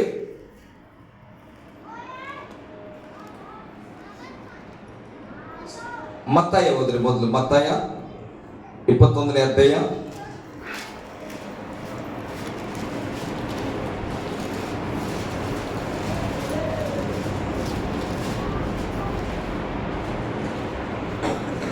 ಒಂಬತ್ತನೇ ವಚನ ಓದ್ರಿ. ಆತನ ಹಿಂದೆಯೂ ಮುಂದೆಯೂ ಗುಂಪಾಗಿ ಹೋಗುತ್ತಿದ್ದ ಜನರು, ದಾವೀದ ಕುಮಾರನಿಗೆ ಜಯ, ಕರ್ತನ ಹೆಸರಿನಲ್ಲಿ ಬರುವವನಿಗೆ ಆಶೀರ್ವಾದ, ಮೇಲಣ ಲೋಕಗಳಲ್ಲಿ ಜಯ ಎಂದು ಆರ್ಭಟಿಸಿದರು. ಹಲ್ಲೆಲೂಯಾ. ಯೇಸು ಸ್ವಾಮಿ ಈಗ ಕತ್ತೆ ಮೇಲೆ ಕುತ್ಕೊಂಡು ಬರ್ತಾ ಇದ್ದಾರೆ. ಸಮಯ ಹೆಚ್ಚಾಗ್ಬೇಕು, ನಾನು ಮುಂದೆ ಹೋಗ್ತಾ ಇದ್ದೀನಿ, ಅರ್ಥ ಮಾಡ್ಕೊಳ್ರಿ. ಈಗ ಯೇಸು ಸ್ವಾಮಿ ಕತ್ತೆಯ ಮೇಲೆ ಕುತ್ಕೊಂಡು ಬರ್ತಾ ಇದ್ದಾನೆ. ಅದಕ್ಕಿಂತ ಹಿಂದಿನ ಸನ್ನಿವೇಶ ನೋಡೋದಾದ್ರೆ 21ನೇ ಅಧ್ಯಾಯ 1ನೇ ವಚನದಲ್ಲಿ ಹೇಳ್ತದೆ, ಅವರು ಯೆರೂಸಲೇಮಿಗೆ ಸಮೀಪಿಸಿ ಎಣ್ಣೆ ಮರಗಳ ಗುಡ್ಡದ ಬಳಿಯಲ್ಲಿರುವ ಬೆತ್ತಗೆಗೆ ಬಂದಾಗ ಯೇಸು ಇಬ್ಬರು ಶಿಷ್ಯರನ್ನ ಕರೆದು, ನಿಮ್ಮೆದುರಿಗಿರುವ ಹಳ್ಳಿಗೆ ಹೋಗ್ರಿ, ಅಲ್ಲಿ ನಿಮಗೆ ಕತ್ತಲ್ಪಟ್ಟಿರುವ ಕತ್ತೆಯನ್ನ ನೋಡ್ತೀರಿ, ಆ ಕತ್ತೆಯನ್ನ ಬಿಚ್ಚಿಕೊಂಡು ಬನ್ರಿ. ಹಲ್ಲೆಲೂಯಾ. ಇದನ್ನ ಪ್ರಸಂಗ ಯಾವಾಗ್ಲಾದ್ರೂ ಕೇಳಿರೇ? ಇಲ್ಲ, ಕೇಳಿದ್ದೀರಿ. ಯೇಸು ಸ್ವಾಮಿಗಾಗಿ ಅವರು ಹೋದ್ರು, ಅದನ್ನ ಬಿಚ್ಚುತ್ತಾ ಇದ್ರು. ಯೇಸು ಸ್ವಾಮಿ ಹೇಳ್ತಾನೆ, ಬಿಚ್ಚುವಾಗ ಯಾರಾದ್ರೂ ಕೇಳಿದ್ರೆ ಇದು ಸ್ವಾಮಿಗೆ ಬೇಕಂತ ಹೇಳ್ರಿ ಅಂತ. ಚೆನ್ನಾಗಿ ಅರ್ಥ ಮಾಡ್ಕೊಳ್ರಿ. ಯಾವುದೋ ಒಂದು ಎದುರಿಗೆ ಕಾಣುವ ಊರು, ಆ ಊರಲ್ಲಿ ಯಾರೋ ಯಜಮಾನ ಸಾಕಿರುವ ಕುರಿ ಕತ್ತೆ, ಆ ಕತ್ತೆಯನ್ನ ಕಟ್ಟಲ್ಪಟ್ಟಿದ್ದಾರೆ. ಈಗ ಹೋಗಿ ಇವರು ಪರಿಚಯ ಇಲ್ಲದೆ ಅಲ್ಲಿ ಹೋಗಿ ಕಟ್ಟಿರುವ ಕತ್ತೆಯನ್ನ ಬಿಚ್ಚುತ್ತಾ ಇದ್ರೆ ಸುಮ್ಮನಾಗ್ತಾರೆ. ಅಲ್ಲೇಲೂಯಾ. ಹೋದಾಗ ಆಯ್ತು ಬಿಚ್ಚಕ್ ಹೋಗಿರಂತ ಇಟ್ಕೊಂಡ, ನಾನೇ ಕಳ್ಸಿದ್ದೇನೆ, ಬಿಚ್ಚುತ್ತಾ ಇದ್ರಿ ಯಾರು ಸುಪಾಷ್ಟು ಬೇಕಂತ ಹೇಳ್ರಿ ಅಂದ್ರೆ ಅವ್ರು ಸಾಕಿರೋ ನೀವು ಕತ್ತೆ ಬಿಚ್ಚುತ್ತಾ ಇದ್ರೆ, ಯಾಕಪ್ಪ ಬಿಚ್ಚುತ್ತಾ ಇದ್ರಿ ಯಾರು ನೀವು ಅಂದ್ರೆ, ನಾ ಪಾಸ್ಟರ್ ಬೇಕಂದ್ರೆ ಏನಂತಾರ ಅವರು, ಹೋಯ್ರಿ ಸ್ವಾಮಿ ಪಾಸ್ಟರ್ ಪೈಲೆ ಕೊಡ್ರಿ ಅಂತಾರ. ಅಲ್ಲೇಲೂಯಾ. ಯಾವಲ್ಲ ನಿಮ್ ಪಾಸ್ಟರ್, ನೀ ಎಲ್ಲಿಂದ ಬಂದಿ? ಅಲ್ಲೇಲೂಯಾ. ಅವ ಯಾರಂತ ಕೂನ ಇಲ್ಲ, ಅವ ಯಾಕೆ ನಮ್ ಕತ್ತಿ ಬಿಚ್ಚಂತಾನ, ಹಿಡಿದು ಕಟ್ಟಾಕ್ರಿ ಅಂತ ಅಂತಾರ ಇಲ್ಲ. ಆದ್ರೆ ಬೈಬಲ್ ನಾವು ಗಮನಿಸ್ತೇವೆ, ಪರಿಚಯ ಇಲ್ಲದ ಊರೊಳಗಡೆ ಹೋಗಿದ್ದಾರೆ, ಅಲ್ಲಿ ಕತ್ತೆ ಕಟ್ಟಲ್ಪಟ್ಟಿದೆ, ಬಿಚ್ಚುತ್ತಾ ಇದ್ರೆ ಸ್ವಾಮಿಗೆ ಬೇಕಂದ್ರೆ ಅವರು ಮಾತನಾಡ್ಲಿಲ್ಲ ಅಂತ ತಗೊಂಡೋಗ್ರಿ ಅಂತ. ಹಲ್ಲೆಲೂಯಾ. ಗಟ್ಟಿಯಾಗಿ ಹಲ್ಲೆಲೂಯಾ. ಹಾಗಾದ್ರೆ ಈ ಸನ್ನಿವೇಶ ನೋಡುವಾಗ ಯೇಸುವಿನ ಬಗ್ಗೆ ಏನು ಅರ್ಥ ಮಾಡ್ಕೊಳ್ಬಹುದು ನಾವು? ಯೇಸು ಎಲ್ಲೋ ಇದ್ದುಕೊಂಡು ಯಾವುದೋ ಎದುರು ಕಾಣ ಊರಿಗೆ ಹೋಗಪ್ಪ, ಕಟ್ಟಿರೋ ಕತ್ತೆನ ಬಿಚ್ಕೋ, ಯಾರಾದ್ರೂ ಕೇಳಿದ್ರೆ ಸ್ವಾಮಿಗೆ ಬೇಕಂತ ಹೇಳು ಅಂತ ಹೇಳ್ತಾರಂದ್ರೆ, ಹಾಗಾದ್ರೆ ಯೇಸುವನ್ನ ನೋಡುವಾಗ ನಮ್ಗೆ ಏನ್ ಅನಿಸ್ತದೆ? ನಮ್ಗೆ ಏನು ಅನ್ಸಲ್ಲ. ಹಲ್ಲೆಲೂಯಾ. ನಾವೆಲ್ಲ ಹಿಂಗೆ ಯೋಚನೆ ಮಾಡಲ್ಲ. ಏನೋ ಕತ್ತೆ ಬಿಚ್ಕೊಂಬ ಅಂದ್ರಂತ, ಯೇಸು ಸ್ವಾಮಿ ಶಿಷ್ಯರು ಹೋದ್ರಂತ, ಬಿಚ್ಕೊಂಡ್ ಬಂದ್ರಂತ, ಮೇಲ್ ಕೂತ್ರಂತ, ಹೊಸನ್ನ ಆಡಿದ್ರಂತ, ನಾವು ಲಾಸ್ಟ್ ಪಿಕ್ಚರ್ ಅಲ್ಲಿ ಇದ್ದೇವೆ, ಗರಿ ತಗೊಂಡು ಅಳ್ಳಾಡಿಸ್ತೇವೆ, ಮುಗ್ದೋಯ್ತು ನಮ್ ಕತೆ. ಹಲ್ಲೆಲೂಯಾ. ಗಟ್ಟಿಯಾಗಿ ಹಲ್ಲೆಲೂಯಾ. ದೇವರು ಯೇಸು ಸ್ವಾಮಿಯನ್ನು ನೋಡುವಾಗ ಯೇಸು ಸ್ವಾಮಿಯ ಅಥಾರಿಟಿ ನಮಗೆ ಕಾಣಿಸ್ತದೆ. ಯೇಸು ಸ್ವಾಮಿ ಸರ್ವದರ ಮೇಲೆ ಕ್ರಿಯೆ ಮಾಡಬಲ್ಲನು. ಯೇಸು ಸ್ವಾಮಿಗೆ ಏನನ್ನ ಮಾಡ್ಲಿಕ್ಕೂ ಅಸಾಧ್ಯ. ಯಾರ್ದೋ ಮನೆಯಲ್ಲಿ ಕಟ್ಟಲ್ಪಟ್ಟ ಕತ್ತೆನ ಬಿಚ್ಕೊಂಡು ಬರುವಾಗ ಅವರ ಬಾಯಿ ಸುಮ್ಮನಾಗ್ಬೇಕಂದ್ರೆ ಯೇಸು ಸ್ವಾಮಿಯ ಪವರ್ ಅನ್ನ ಯೋಚನೆ ಮಾಡ್ರಿ. ಹಲ್ಲೆಲೂಯಾ. ಯಾರೋ ಹೋಗಿ ಬಿಚ್ಕೊಂಡು ಬರ್ಲಿಕ್ಕೆ ಆಗಲ್ಲ. ನಮ್ ಶಿಷ್ಯರಿಗೆ ನಾವು ಯಾರು ನಮ್ಮ ಸಭೆಯಲ್ಲಿ ಅಂತ ನಮ್ಮ ಆತ್ಮೀಯರಿಗೆ ಹೋಗ್ರಿ, ಅಲ್ಲಿ ಹೋಟ್ಲಲ್ಲಿ ಹೋಗ್ರಿ, ಬೀದರ್ ಹೋಟ್ಲು ಯಾವ್ದೋ ಒಂದು ದೊಡ್ಡ ಹೋಟೆಲ್ ಅದಲ್ಲ ತಿನ್ನಕತ್ತಮ್ಮ, ಇಲ್ಲಿ ಬರುವಾಗ ಬೀದರ್ ರೋಡಲ್ಲಿ ವೈನಾ ಏನೋ ಇದೆ, ಆ ಹೋಟೆಲ್ಗೆ ಹೋಗಿ ಫಾಸ್ಟ್ ಹೇಳರ್ ಅಂತ ಹೇಳಿ ಒಂದ್ 500 ಜನಕ್ಕೆ ಊಟ ಕಟ್ಸ್ಕೊಂಡ್ ಬರ್ರಿ, ನನ್ನ ಹೆಸರು ಹೇಳ್ರಿ ಅಂದ್ರೆ ಯಾರು ಹೋಗ್ತೀವಿ? ಹಲ್ಲೆಲೂಯಾ. ಇನ್ನ ಇಲ್ಲಿ ಹೇಳಿದ್ರೆ ಹೋಗಪ್ಪ ಇಲ್ಲಿ ಫ್ರೆಂಡ್ಸ್ ಬೇರೆ ಅಂದ್ರೆ ಫಾಸ್ಟ್ ಪರಿಚಯ ಇರ್ಬೇಕಂತ ಟಣ್ಣಂತ ಓಡಿ ಹೋಗ್ತೀವಿ. ಬೀದರಲ್ಲಿ ಹೋಗ್ರಿ ಐಫೈ ಹೋಟ್ಲಲ್ಲಿ ನನ್ನ ಹೆಸರು ಹೇಳಿ ಒಂದ್ 500 ಜನಕ್ಕೆ ಊಟಕ್ಕೆ ತಗೊಂಬ ಅಂದ್ರೆ ನಮ್ಮ ಫಾಸ್ಟ್ ಯಾಕೋ ಸ್ವಲ್ಪ ಡಿಫ್ರೆಂಟ್ ಕಾಣತ್ತಾರಲ್ಲ ಅನ್ಸ್ತದ. ಹಲ್ಲೆಲೂಯಾ. ಹಾಗಾದ್ರೆ ನನ್ನ ಅಧಿಕಾರ ಎಲ್ಲಿ ನಡೀತದೆ? ನನಗೆ ಪರಿಚಯ ಇರೋ ಕಡೆ ಮಾತ್ರ ನಡೀಬಹುದು. ಆದ್ರೆ ಯೇಸು ಹೇಳ್ತಾ ಇದ್ದಾನೆ, ಅಲ್ಲಿ ಹೋಗ್ರಿ ಒಂದ್ ಕತ್ತೆ ಇದೆ ತಗೊಂಡ್ ಬರ್ರಿ ಅಂದ್ರೆ ಅರ್ಥ ಮಾಡ್ಕೊಳ್ರಿ, ಯೇಸು ಸ್ವಾಮಿ ಏನ್ ಬೇಕಾದ್ರೂ ಮಾಡಬಲ್ಲಂತ ಬಲ ಯೇಸು ಸ್ವಾಮಿ ಹತ್ರ ಇದ್ದಿದ್ದು ಪ್ರಿಯರೇ. ಹಲ್ಲೆಲೂಯಾ. ಯಾಕೆ ನಾನು ಇದನ್ನ ಹೇಳ್ತಾ ಇದ್ದೇನೆ ಅಂದ್ರೆ, ಅಷ್ಟು ಅಧಿಕಾರ ಉಳ್ಳ ಯೇಸು ಶಿಲುಬೆಯನ್ನು ಏರುವಾಗ ನಾನು ಏರಲ್ಲ ಅನ್ನಕ್ ಆಗ್ತಿದ್ದಿಲ್ಲ. ಹಲ್ಲೆಲೂಯಾ. ಗಟ್ಟಿಯಾಗಿ ಹಲ್ಲೆಲೂಯಾ. ವಿಧೇಯತೆ ಮತ್ತೆ ದೇವರ ಆಜ್ಞೆಯನ್ನ ಪಾಲಿಸುವಂಥದ್ದು ನಮಗೆ ಚೆನ್ನಾಗಿ ಅರ್ಥ ಮಾಡ್ಕೊಳ್ಳುತ್ತೆ. ನಿನಗೆ ಬಲ ಹೆಚ್ಚಾಗಿರಬಹುದು, ಜ್ಞಾನ ಹೆಚ್ಚಾಗಿರಬಹುದು, ಹಣ ಹೆಚ್ಚಾಗಿರಬಹುದು, ಆದ್ರೆ ವಿಧೇಯತೆ ಮುಂದೆ ಅದ್ಯಾವುದು ಕೆಲಸ ಮಾಡುವುದಿಲ್ಲ. ಹಲ್ಲೆಲೂಯಾ. ಬೈಬಲ್ ಹೇಳ್ತದೆ, ಈಗ ಅವರ ಅಪ್ಪಣೆ ಅಂತ ಅವರು ಬಿಚ್ಕೊಂಡು ಬರ್ತಾ ಇದ್ದಾರೆ. ಓಕೆ, 5ನೇ ವಚನ ಓದ್ ಮಗ. ಚೀಯೋನ್ ನಗರಿಗೆ ನೋಡು, ನಿನ್ನ ಅರಸು ನಿನ್ನ ಬಳಿಗೆ ಬರುತ್ತಾನೆ. ಆತನು ಶಾಂತ ಗುಣವುಳ್ಳವನಾಗಿ ಕತ್ತೆಯನ್ನು ಹೋದು ಪ್ರಾಯದ ಕತ್ತೆ ಮರಿಯನ್ನು ಹತ್ತಿದವನಾಗಿಯೂ ಬರುತ್ತಾನೆಂದು ಹೇಳಿರಿ. ಆಗ ಶಿಷ್ಯರು ಹೋಗಿ ಯೇಸು ತಮಗೆ ಅಪ್ಪಣೆ ಕೊಟ್ಟಂತೆ ಕತ್ತೆಯನ್ನು ಮರಿಯನ್ನು ತಂದು ಅವುಗಳ ಮೇಲೆ ತಮ್ಮ ಬಟ್ಟೆಗಳನ್ನು ಹಾಕಲು ಆತನು ಹತ್ತಿ ಕೂತುಕೊಂಡನು. ಹಲ್ಲೆಲೂಯಾ. ಇಲ್ಲಿ 5ನೇ ವಚನದಲ್ಲಿ ಓದಿದ್ದೇವೆ, ಚೀಯೋನ್ ನಗರಿಗೆ ನೋಡು, ನಿನ್ನ ಅರಸು ನಿನ್ನ ಬಳಿಗೆ ಬರುತ್ತಾನೆ, ಆತನು ಶಾಂತ ಗುಣವುಳ್ಳವನಾಗಿಯೂ. ಈ ಪ್ರಾಪಸಿ ಯಾವಾಗ ಆಗ್ತದಂದ್ರೆ ನಾವು ನೋಡುವಾಗ ಜಕರ್ಯನ ಪ್ರವಾದನೆ ಗ್ರಂಥದಲ್ಲಿ 9ನೇ ಅಧ್ಯಾಯ 9ನೇ ವಚನವನ್ನು ಓದುವುದಾದ್ರೆ ನಮಗೆ ದೊರಕುವಂತದಾಗಿದೆ. ಹಲ್ಲೆಲೂಯಾ. ಯಾರು ಅಲ್ಲಿ ಹೋಗಬೇಡ್ರಿ, ನೀವು ಬರ್ಕೊಳ್ಬಹುದು ಬೇಕಾದ್ರೆ. ಹಲ್ಲೆಲೂಯಾ. ಗಟ್ಟಿಯಾಗಿ ಹಲ್ಲೆಲೂಯಾ. ಜಕರ್ಯ 9:9 ಹೇಳ್ತದೆ, ಒಬ್ಬನು ಕತ್ತೆಯ ಮೇಲೆ ಕೂತ್ಕೊಂಡು ಬರ್ತಾನ ರಾಜ, ಆತನಿಂದಲೇ ಬಿಡುಗಡೆ, ಆತನಿಂದಲೇ ಇಸ್ರಾಯೇಲರ ರಕ್ಷಣೆ ಎಂಬುದಾಗಿ ಬರೆಯಲ್ಪಟ್ಟಿದೆ. ಆ ವಾಗ್ದಾನವು ಪ್ರವಾದನೆ ಈಗ ಯೇಸು ಸ್ವಾಮಿ ಕತ್ತೆ ಮೇಲೆ ಕೂತ್ಕೊಂಡು ಬರುವಾಗ ನೆರವೇರ್ತಾ ಇದೆ. ಹಲ್ಲೆಲೂಯಾ. ಹಾಗಾದ್ರೆ ಯೇಸು ಸ್ವಾಮಿ ಕತ್ತೆ ಮೇಲೆ ಕೂತ್ಕೊಳ್ಳೋದು ದೇವರ ಚಿತ್ತ ಆದ್ರೆ ಈ ಗರಿ ಅಲ್ಲಾಡಿಸೋದು ಯಾರ ಚಿತ್ತ? ಹಲ್ಲೆಲೂಯಾ. ಚೆನ್ನಾಗಿ ನೆನಪಿರ್ಬೇಕು ನಿಮ್ಗೆ. ಏನಪ್ಪ ಗರಿ ಹಿಡ್ಕೊಂಡ್ಬಿಟ್ರ ಪಾಸ್ಟರ್ ಅಂತೇಳಿ. ಹಲ್ಲೆಲೂಯಾ. ಓಕೆ, ಎಚ್ಚರವಾಗಿರ್ಬೇಕು. ಓಸನ್ ಅಂದ್ರೆ ಏನು ಯಾರಿಗಾದ್ರೂ ಗೊತ್ತಾಯ್ತಾ? ಮನೆಯವ್ರು ಬಿಟ್ಟು ಅದೊಂದು ಮನಸ್ಸಲ್ಲಿ ಇರ್ಲಿ ಹಂಗೆ. ಹಲ್ಲೆಲೂಯಾ. ಓಕೆ, ಓದ್ಬೇಕು ಈಗ 9ನೇ ವಚನ ಅಲ್ಲಲ್ಲ 8. ಆಗ ಜನರ ಗುಂಪಿನಲ್ಲಿ ಬಹಳ ಮಂದಿ ತಮ್ಮ ಬಟ್ಟೆಗಳನ್ನು ದಾರಿಯಲ್ಲಿ ಹಾಸಿದರು. ಬೇರೆ ಕೆಲವರು ಮರಗಳಿಂದ ಚಿಗುರುಗಳನ್ನು ಕೊಯ್ದು ದಾರಿಯಲ್ಲಿ ಹರಡುತ್ತಿದ್ದರು. ಹಲ್ಲೆಲೂಯಾ. ಕೆಲವರು ಬಟ್ಟೆಗಳನ್ನು ಹಾಸಿದ್ರು, ಕೆಲವರು ಮರಗಳಿಂದ ಚಿಗುರುಗಳನ್ನ ಕೊಯ್ದು ದಾರಿಯಲ್ಲಿ ಹರಡುತ್ತಾ ಇದ್ದರು ಎಂಬುದಾಗಿ. ಹಲ್ಲೆಲೂಯಾ. ಅಲ್ಲಿ ಹರಡಲ್ಪಟ್ಟಂತ ಎಲೆಗಳು, ಈ ಗರಿಗಳು ಯಾವುದಂದ್ರೆ ನಾವು ನೋಡ್ತೇವೆ ತಾಳೆ ಮರದ ಗರಿ ಎಂಬುದಾಗಿ. ತಾಳೆ ಮರಗಳು ಹೆಚ್ಚಾಗಿ 40 ಅಡಿ 80 ಅಡಿಗಳ ಎತ್ತರ ಬೆಳೀತದೆ. ಅದೇನಷ್ಟು ಪ್ರಾಮುಖ್ಯವಾದ ಗಿಡವಲ್ಲ, ಆದರೆ ಅದರ ಗಿಡದ ಎಲೆಗಳೆಲ್ಲವೂ ಸೊಂಪಾಗಿ ಕೆಳಗಡೆ ಬಾಗಲ್ಪಟ್ಟಿರ್ತವೆ. ಹಲ್ಲೆಲೂಯಾ. ಅಂದ್ರೆ ಎಷ್ಟು ಎತ್ತರವಾಗಿ ಬೆಳೆದ್ರು ಕೂಡ ಅದರ ಗರಿಗಳೇನಾಗಿರ್ತವೆ, ಕೆಳಕ್ಕೆ ಬಾಗಲ್ಪಟ್ಟಿರ್ತವೆ. ಅದು ಮೇಲೆ ಬೆಳೆದಾಗ ನೋಡ್ಲಿಕ್ಕೆ ಸ್ವಲ್ಪ ಚೆನ್ನಾಗಿರ್ತದ. ಹಲ್ಲೆಲೂಯಾ. ಆದ್ರೆ ತಾಳೆ ಮರದ ಸ್ವಭಾವ ಏನಂದ್ರೆ ಶಾಂತವಾಗಿರೋದು. ಹಲ್ಲೆಲೂಯಾ. ಬೈಬಲ್ ಹೇಳ್ತದೆ ಇಲ್ಲಿ. ಅದೇ ರೀತಿಯಾಗಿ ಅವತ್ತು ರೋಮನರು ಏನ್ ಮಾಡ್ತಾ ಇದ್ರು, ಯಾವ್ದಾದ್ರೂ ಒಬ್ಬ ರಾಜ ಯುದ್ಧದಲ್ಲಿ ಜಯಿಸಿದ್ರೆ ಆ ರಾಜನಿಗೆ ಸನ್ಮಾನ ಮಾಡ್ಲಿಕ್ಕೆ ಈ ತಾಳೆ ಗರಿಗಳನ್ನ ತೆಗೆದುಕೊಂಡು ಏನ್ ಮಾಡ್ತಾರೆ, ಅವ್ರ ಆ ಕಡೆ ಈ ಕಡೆ ಹಿಂಗೆ ಆರಿಸಿದ್ರೆ ರಾಜನಿಗೆ ಜಯವಾಗಲಿ ಅಂದ್ರೆ ಅರ್ಥ ಆ ಗರಿ ಜಯದ ಸೂಚನೆ ಪ್ರೇರೆ. ಹಲ್ಲೆಲೂಯಾ. ಆ ಗರಿಯನ್ನ ಯಾತಕ್ಕೆ ಸೂಚನೆಯಾಗಿ ಬಳಸ್ತಾರೆ? ಒಬ್ಬ ರಾಜ ಗೆದ್ದು ಬಂದ್ರೆ, ಈಗ ಕಿರೀಟ ಹಾಕ್ತೇವೆ ನೋಡ್ರಿ, ನಮ್ಮ ಕರ್ನಾಟಕದಲ್ಲಿ ಏನ್ ಮಾಡ್ತೇವೆ, ಯಾರಾದ್ರೂ ಗೆದ್ದು ಬಂದ್ರೆ ಒಂದು ಕಿರೀಟ ಹಾಕಿ, ಒಂದು ಹಾರ ಹಾಕಿ, ಒಂದು ಪದಕ ಕೊಟ್ಬಿಡ್ತಾನೆ. ಹಲ್ಲೆಲೂಯಾ. ಅದನ್ನ ಹಿಡ್ಕೊಂಡು ಬರ್ತಾ ಇರ್ತಾನೆ. ಅದನ್ನ ನೋಡಿದ್ರೆ ನಮ್ಗೆ ಗೊತ್ತಾಗ್ಬಿಡುತ್ತೆ ಏನಂತ, ಇಂತ ಯಾವ್ದ್ರಲ್ಲೂ ಗೆದ್ದು ಬರಕತ್ತ. ಹಲ್ಲೆಲೂಯಾ. ಶಾಲೆಗೆ ಹೋಯ್ತು ಮಗು ಸ್ಪೋರ್ಟ್ಸ್ ಅಲ್ಲಿ ಓಡ್ ಬರುವಾಗ ಒಂದು ಮೆಡಲ್ ಹಿಡ್ಕೊಂಡು ಓಡ್ ಬಂದ್ರೆ ಏನ್ ಅನ್ಕೊಳ್ತೀರ ನೀವು? ನನ್ನ ಮಗ ಯಾವ್ದ್ರಲ್ಲೋ ಜಯಿಸಿ ಬಂದಂತ. ಹಾಗೆ ಆಗಿನ ಕಾಲದಲ್ಲಿ ಯಾರಾದ್ರೂ ಜಯಿಸಲ್ಪಟ್ಟವರಿಗೆ ಜಯವನ್ನ ಸೂಚನೆ ಮಾಡುವಂಥದ್ದು ತಾಳೆಗರಿ ಆಗಿದೆ ಪ್ರಿಯರೇ. ಹಲ್ಲೆಲೂಯಾ. ಗಟ್ಟಿಯಾಗಿ ಹಲ್ಲೆಲೂಯಾ. ಈಗ ಯೇಸು ಸ್ವಾಮಿ ಬರುವಾಗ ಯೇಸು ಸ್ವಾಮಿಗೆ ತಾಳೆಗರಿ ಆಗ್ತಾ ಇದ್ದಾರೆ. ಯೇಸು ಸ್ವಾಮಿ ಏನನ್ನ ಜಯಿಸಿ ಬಂದ್ರು ಅಂತ ನನಗೆ ಅರ್ಥ ಆಗಿಲ್ಲ. ಹಲ್ಲೆಲೂಯಾ. ಯೇಸು ಸ್ವಾಮಿ ಏನ್ ಜಯಿಸಿ ಬಂದ್ರು? ಇದು ಓದಿರಲ್ಲ, ಬಹಳ ಸಾರಿ ಓದಿರ. ಮತ್ತಾನ್ ಬರ್ಸುವಾರ್ತೆ ಯೇಸು ಸ್ವಾಮಿ ಮಾಮೂಲಿ ನಮ್ಮ ಹಾಗೆ ನಿಮ್ಮ ಹಾಗೆ ಮನುಷ್ಯನು. ಆತನು ಕೂಡ ದೇವರ ಮೇಲೆ ನಂಬಿಕೆ ಇಟ್ಟನು, ದೀಕ್ಷಾ ಸ್ನಾನ ತೆಗೆದುಕೊಂಡನು, ಪವಿತ್ರಾತ್ಮನು ಬಂದನು, ಅನೇಕ ಅದ್ಭುತ ಕಾರ್ಯಗಳನ್ನ ಮಾಡಿದ್ದಾನೆ, ಸುವಾರ್ತೆ ಸಾರಲ್ಪಡ್ತಾ ಇದ್ದಾನೆ.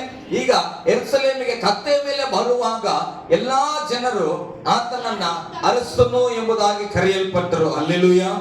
ಪಕ್ಕದಲ್ಲಿ ಕೈ ಕೊಡ್ರಿ ಸ್ವಲ್ಪ. ಎಚ್ಚರವಾಗಿರ್ರಿ.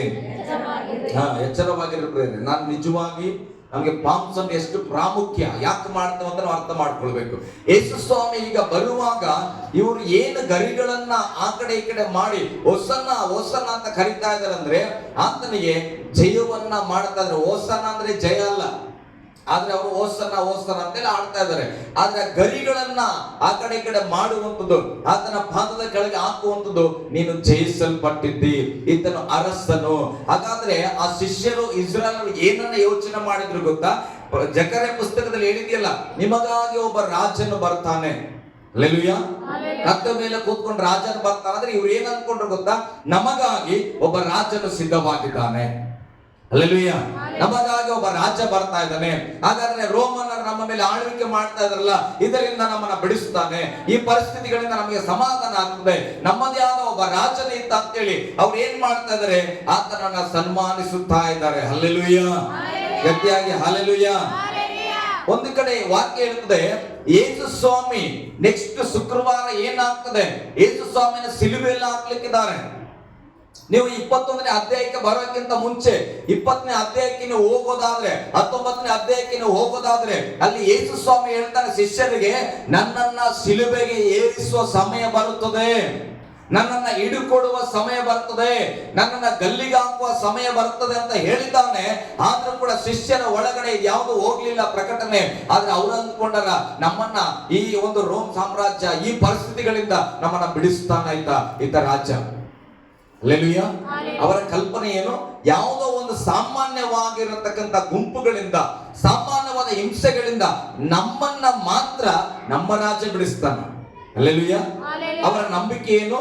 ಈತನು ರಾಜನು, ದಾವೀದ ಕುಮಾರನ ವಂಶದವನು, ಈತನ ಕತ್ತೆ ಮೇಲೆ ಬರ್ತಾ ಇದ್ದಾನೆ ಅಂತಂದ್ರೆ ಅರ್ಥ ಆಗಿದೆ. ಅದ್ಭುತಗಳೆಲ್ಲ ನೋಡಿದ್ದಾರೆ ಅವ್ರಿಗೇನು, ಓ ಜಕಾರಿನ ಪ್ರವಾದನೆ ನೆರವೇರ್ತಾ ಇದೆ, ನಮ್ಮನ್ನ ಈ ರಾಜ ಬಿಡುಗಡೆ ಮಾಡುತ್ತಾನೆ. ಹಲ್ಲೆಲೂಯಾ.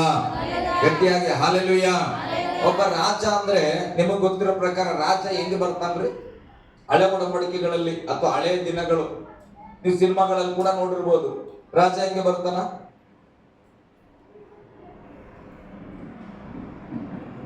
ರಾಜ್ಕುಮಾರ್ ಹೆಂಗ್ ಬರ್ತಾನ?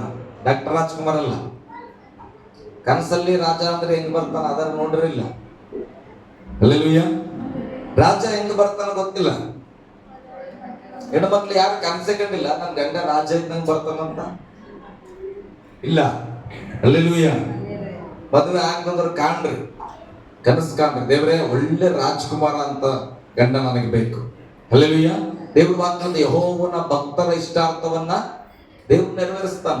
ಅಕಸ್ಮಾತ್ ನಿನಗಾಗಿ ಹುಟ್ಟಿದ ರಾಜ ಏನಾದ್ರೂ ಕೊಳತನದಲ್ಲಿದ್ರೆ ದೇವ್ರು ಶುದ್ಧಿ ಮಾಡಿ ರಾಜನ ಮಾಡಿ ತಂದು ಕೊಡ್ತಾನ ನಂತರ. ಹಲ್ಲೆಲೂಯಾ. ನಾನು ಸಿಂಹಮ್ಮನ ಮದುವೆ ಆಗಕ್ಕಿಂತ ಮುಂಚೆ ಪಾಸ್ಟರ್ ಅಲ್ಲ, ಸೇವಕ ಅಲ್ಲ, ಸರಿಯಾದ ಜ್ಞಾನ ಗೊತ್ತಿಲ್ಲ, ಲೋಕದಲ್ಲಿ ಇದ್ದೆ. ಆದ್ರೆ ಆ ಅಮ್ಮ ಏನ್ ಪ್ರಾರ್ಥನೆ ಮಾಡ್ತಿಲ್ಲ, ನಾನು ಹೆಂಡತಿ ಆಗದೆ ಇದ್ದಾಗ ನನಗೆ ಒಳ್ಳೆ ಸೇವಕ ಬೇಕಪ್ಪ, ಒಳ್ಳೆ ಸೇವಕ ಬೇಕಂತ ಜಪ ಮಾಡಿದ್ರು. ದೇವ್ರು ಎಲ್ಲೋ ಅಲಿತಾ ಇದ್ದಂತ ನನ್ನನ್ನು ಹಿಡಿದು ರಕ್ಷಿಸಲ್ಪಟ್ಟು ನನ್ನನ್ನ ಸೇವಕನನ್ನಾಗಿ ಮಾಡಿ ತಂದು ಆಕೆಗೆ ಒಪ್ಪಿಸಿದ್ರು. ಹಲ್ಲೆಲೂಯಾ. ವಿಶ್ವಾಸದಲ್ಲಿ ಪ್ರಾರ್ಥನೆ ಮಾಡ್ರಿ. ಆತನ ಹಂಗೆ ಇರಬಹುದು, ಆದ್ರೆ ನಿನ್ನ ಪ್ರಾರ್ಥನೆ, ನಿನ್ನ ಭಯಭಕ್ತಿಯನ್ನ ನೋಡಿ ಆತನನ್ನ ಬದಲಾಯಿಸಿ ನಿನ್ನ ಕೈಗೆ ತರುವವನಾಗಿದ್ದಾನೆ. ಹಲ್ಲೆಲೂಯಾ. ಗಟ್ಟಿಯಾಗಿ ಹಲ್ಲೆಲೂಯಾ. ಓಕೆ, ಇದು ಬೇರೆ ಟಾಪಿಕ್. ನಾವಿಲ್ಲಿ ಬರೋಣ. ರಾಜ ಅಂದ್ರೆ ಎದರ ಮೇಲೆ ಬರ್ತಾನ? ಕುದುರೆ ಮೇಲೆ ಬರ್ತಾನ ಸಾಮಾನ್ಯವಾಗಿ. ಹಲ್ಲೆಲೂಯಾ. ರಾಜ್ಕುಮಾರ್ ಅಂದ್ರೆ ಏನ್ ಮಾಡ್ತಾನೆ? ಕುದುರೆ ಮೇಲೆ ಟಕ ಟಕ ಟಕ ಅಂತೇಳಿ ಬರ್ತಾನೆ. ಹಲ್ಲೆಲೂಯಾ. ನೀವು ಯಾರು ಪಿಕ್ಚರ್ ನೋಡಲ್ಲ, ನಾನು ಬಹಳಷ್ಟು ನೋಡೀನಿ. ಯಾವ್ದೇ ಫಿಲಿಮ್ ಅಲ್ಲಿ ರಾಜ ಅಂದ್ರೆ ಏನ್ ಮಾಡ್ತಾನೆ? ಕುದುರೆ ಮೇಲೆ ಕುತ್ಕೊಂಡು ಬಂದ್ಬಿಡ್ತಾನ, ಖಡ್ಗ ಗಿಡ್ಗ ಎಲ್ಲ ಹಾಕೊಂಡು ಬೇಟ ಹಾಕೊಂಡು. ಹಲ್ಲೆಲೂಯಾ. ಇನ್ನ ದೊಡ್ಡ ರಾಜ ಅಂದ್ರೆ 2 ಕುದುರೆ ಮೇಲೆ, 2 ಕುದುರೆ ಮುಂದೆ ಇರ್ತದೆ, ಆ ರಥದ ಮೇಲೆ ಕುತ್ಕೊಂಡು ಬರ್ತಾನ. ಹಲ್ಲೆಲೂಯಾ. ಇಲ್ಲಿ ಏನಂತ ಇವರು ಆರಾಧನೆ ಮಾಡ್ತಾ ಇದಾರೆ? 9ನೇ ವಚನದಲ್ಲಿ ದಾವೀದ ಕುಮಾರನಿಗೆ ಜಯ, ಕರ್ತನ ಹೆಸರಲ್ಲಿ ಬರುವವನಿಗೆ ಆಶೀರ್ವಾದವಾಗಲಿ ಅಂದ್ರೆ ರಾಜ ಅಂತ ಕರೀತಾ ಇದ್ದಾರೆ. ಆದ್ರೆ ರಾಜ ಎದರ ಮೇಲೆ ಬರಕತ್ತಾರ? ಕತ್ತೆ ಮೇಲೆ ಬರಕತ್ತಾರ. ಹಲ್ಲೆಲೂಯಾ. ಹಾಗಾದ್ರೆ ಯೇಸು ಸ್ವಾಮಿ 2 ರೀತಿಯಾಗಿ ಇಲ್ಲಿ ಪ್ರಯಾಣ ಮಾಡ್ತಾ ಇದ್ರೆ ಅರ್ಥ ಮಾಡ್ಕೊಳ್ರಿ. ರಾಜನಾಗಿಯೂ ಬರ್ತಾ ಇದ್ದಾನೆ, ಅದೇ ರೀತಿಯಾಗಿ ಯಜ್ಞದ ಕುರಿಯಾಗಿ ಕೂಡ ಬರ್ತಾ ಇದ್ದಾನೆ. ಯಾವ ರಾಜನನ್ನು ಹೋಗಿ ಏ ರಾಜ ನೀನ್ ಕತ್ತೆ ಮೇಲೆ ಬರಪ್ಪ ಅಂದ್ರೆ ಆತ ಟಪ್ ಅಂತ ಹೊಡಿತಾನ. ಏಯ್ ನಾನ್ ಕತ್ತೆ ಮೇಲೆ ಬರ್ಬೇಕಾ, ನಾನು ರಾಜ ಅಂತಾನ. ಆದ್ರೆ ಯೇಸು ಸ್ವಾಮಿ ಕತ್ತೆ ಮೇಲೆ ಬರ್ತಾ ಇದ್ದಾನೆ ಅಂದ್ರೆ ಅರ್ಥ ಆತನ ವಾಗ್ದಾನಗಳು, ದೇವರು ಮಾಡಿದ ಪ್ರವಾದನೆಗಳು ನೆರವೇರಬೇಕಾಗಿದೆ. ವಾಕ್ಯ ಹೇಳ್ತದೆ, ಬರುವ ರಾಜಕುಮಾರನು, ಆತನ ಬಿಡುಗಡೆ ಕೊಡ್ಲಿಕ್ಕೆ ಬರತಕ್ಕಂಥ ರಾಜನು ಒಂದು ಕತ್ತೆಯ ಮೇಲೆ ಕೂತ್ಕೊಂಡು ಯೆರೂಸಲೇಮನ್ನ ಪ್ರವೇಶ ಮಾಡುತ್ತಾನೆ. ಆತನೇ ನಿಮ್ಮನ್ನ ಬಿಡುಗಡೆ ಮಾಡುವ ಆತನು. ಹಲ್ಲೆಲೂಯಾ.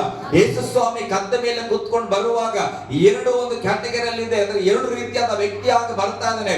ಒಂದು ಸಿಲುಬೆಯಲ್ಲಿ ವಧಿಸಲ್ಪಡುವ ಕುರಿಯ ಸ್ವಭಾವದಲ್ಲಿ ಬರ್ತಾ ಇದ್ದಾನೆ, ಎಲ್ಲವನ್ನ ಪಕ್ಕದಲ್ಲಿಟ್ಟು ತಗ್ಗಿಸಲ್ಪಟ್ಟು ಕತ್ತೆ ಮೇಲೆ ಕೂತು ಬರ್ತಾ ಇದ್ದಾನೆ. ಹಲ್ಲೆಲೂಯಾ. ಸೈತಾನ ಕೂಡ ಅನ್ಕೊಂಡೆ ಈತ ಏನ್ ಮಾಡ್ತಾನ, ಕತ್ತೆ ಮೇಲೆ ಬರಕತ್ತಾನ, ಈತ ಮೌನವಾಗಿ ಬರ್ಲತ್ತಾನ, ಜಗಳ ಆಡಲ್ಲ, ಯುದ್ಧ ಮಾಡಲ್ಲ. ಈತ ಏನ್ ಮಾಡ್ತಾನ, ಈತನನ್ನು ತಗೊಂಡು ನಾನು ಏನ್ ಮಾಡ್ತಾನೆ, ಸಿಲುಬೆಯಲ್ಲಿ ಮರಣ ಕೊಟ್ಬಿಡ್ತಾನೆ. ಹಲ್ಲೆಲೂಯಾ. ಗಟ್ಟಿಯಾಗಿ ಹಲ್ಲೆಲೂಯಾ. ಕತ್ತೆ ಮೇಲೆ ಬರುವ ಯೇಸುವಿಗೆ ಅವರೆಲ್ಲರೂ ಹೋಸನ್ನ ಹೋಸನ್ನ ಅಂತ ಆಡಿದ್ರು. ಹಲ್ಲೆಲೂಯಾ. ಹೇಳ್ರಿ, ಹೋಸನ್ನ ಹೋಸನ್ನ. ಹಲ್ಲೆಲೂಯಾ. ಹೋಸನ್ನ ಅಂದ್ರೆ ಬೇಡಿಕೊಳ್ಳೋದು. ಹಲ್ಲೆಲೂಯಾ. ಹೋಸನ್ನ ಅನ್ನೋದ್ರ ಅರ್ಥ ನಮ್ಮನ್ನು ರಕ್ಷಿಸಪ್ಪ, ಹಲ್ಲೆಲೂಯಾ, ನಮ್ಮನ್ನು ಬಿಡಿಸು ಸ್ವಾಮಿ, ನಮ್ಗೆ ವಿಮೋಚನೆ ಕೊಡು ಸ್ವಾಮಿ. ಅದಕ್ಕೆ ಹಾಡಲ್ಲಿ ಕೂಡ ಬರ್ದಾರ, ಒಡೆದೋಗಿರೋ ನನ್ನ ಪಾತ್ರೆಯನ್ನ ಕುಂಬಾರನ ಬಳಿಯಲ್ಲಿ ತಂದು ಸರಿ ಮಾಡಂತ ಕೇಳ್ತಾನೆ. ಅವಾಗ ನೆಕ್ಸ್ಟ್ ಲೈನ್ ಹೇಳ್ತಾರೆ, ಹೋಸನ್ನ ಹೋಸನ್ನ ಯಹೂದ್ಯರ ರಾಜನಿಗೆ. ಅಂದ್ರೆ ದೇವರೇ ನನ್ನ ಪಾತ್ರೆಯನ್ನ ಸರಿ ಮಾಡು, ಸರಿ ಮಾಡು, ಯಹೂದ ರಾಜನೇ ಅಂತ ಹಾಡಿನ ಅರ್ಥ. ಹಾಗಾದ್ರೆ ಹೋಸನ್ನ ಅಂತ ಹೇಳುವಾಗ ಆ ಪದದಲ್ಲಿ ನೀನು ದೇವರನ್ನ, ದೇವರೇ ನನ್ನನ್ನ ಬಿಡಿಸು ಅಂತ ಕೇಳುವ ಪದದ ಅರ್ಥ ಹೋಸನ್ನ. ಹೋಸನ್ನ ಅಂದ್ರೆ ನಾವೇನೋ ಅನ್ಕೊಂಡ್ಬಿಟ್ಟಿವಿ ಅಲ್ಲ. ಹಲ್ಲೆಲೂಯಾ. 118ನೇ ಕೀರ್ತನೆಗಳಿಗೆ ಬರೋಣ. 118ನೇ ಕೀರ್ತನೆ 25ನೇ ವಚನ ಓದ್ರಿ ಯಾರಾದ್ರು. ಯೆಹೋವನೇ ದಯವಿಟ್ಟು ರಕ್ಷಿಸು. ನೋಡ್ರಿ, ಯೆಹೋವನೇ ದಯವಿಟ್ಟು ರಕ್ಷಿಸು, ಯೆಹೋವನೇ ದಯವಿಟ್ಟು ಸಫಲ ಕೊಡು, ಯೆಹೋವನೇ ದಯವಿಟ್ಟು ಸಫಲ ಕೊಡು. ಯೆಹೋವನ ಹೆಸರಿನಲ್ಲಿ ಒಳಗೆ ಬರುವವನಿಗೆ ಆಶೀರ್ವಾದ. ಗಟ್ಟಿಯಾಗಿ ಹೋದ್ರಿ ಹಲ್ಲೆಲೂಯಾ. ಮೊದಲ 25 ಓದ್ರಿ ಈಗ ಇನ್ನೊಂದ್ಸರಿ. ಯೆಹೋವನೇ ಯೆಹೋವನೇ ದಯವಿಟ್ಟು ರಕ್ಷಿಸು. ನೋಡ್ರಿ ಏನಂತ, ಯೆಹೋವನೇ ದಯವಿಟ್ಟು ರಕ್ಷಿಸು. ಆಮೇಲೆ ಯೆಹೋವನೇ ದಯವಿಟ್ಟು ಸಾಫಲ್ಯ ಕೊಡು, ಯೆಹೋವನೇ ದಯವಿಟ್ಟು ಸಾಫಲ್ಯ ಕೊಡು, ಯೆಹೋವನ ಹೆಸರಿನಲ್ಲಿ ಒಳಗೆ ಬರುವವನಿಗೆ ಯೆಹೋವನ ಹೆಸರಿನಲ್ಲಿ ಒಳಗೆ ಬರುವವನಿಗೆ ಆಶೀರ್ವಾದ. ಹಲ್ಲೆಲೂಯಾ. ಇಂಗ್ಲಿಷ್ ಬೈಬಲ್ ಅಲ್ಲಿ ಯಾರಾದ್ರೂ ಇದ್ರೆ ಓದ್ರಿ.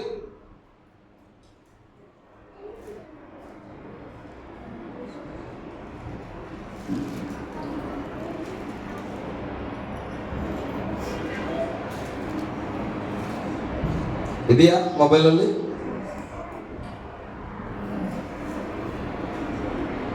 ಇದೆಯಾ? ಇಲ್ಲ. ಹೌದು.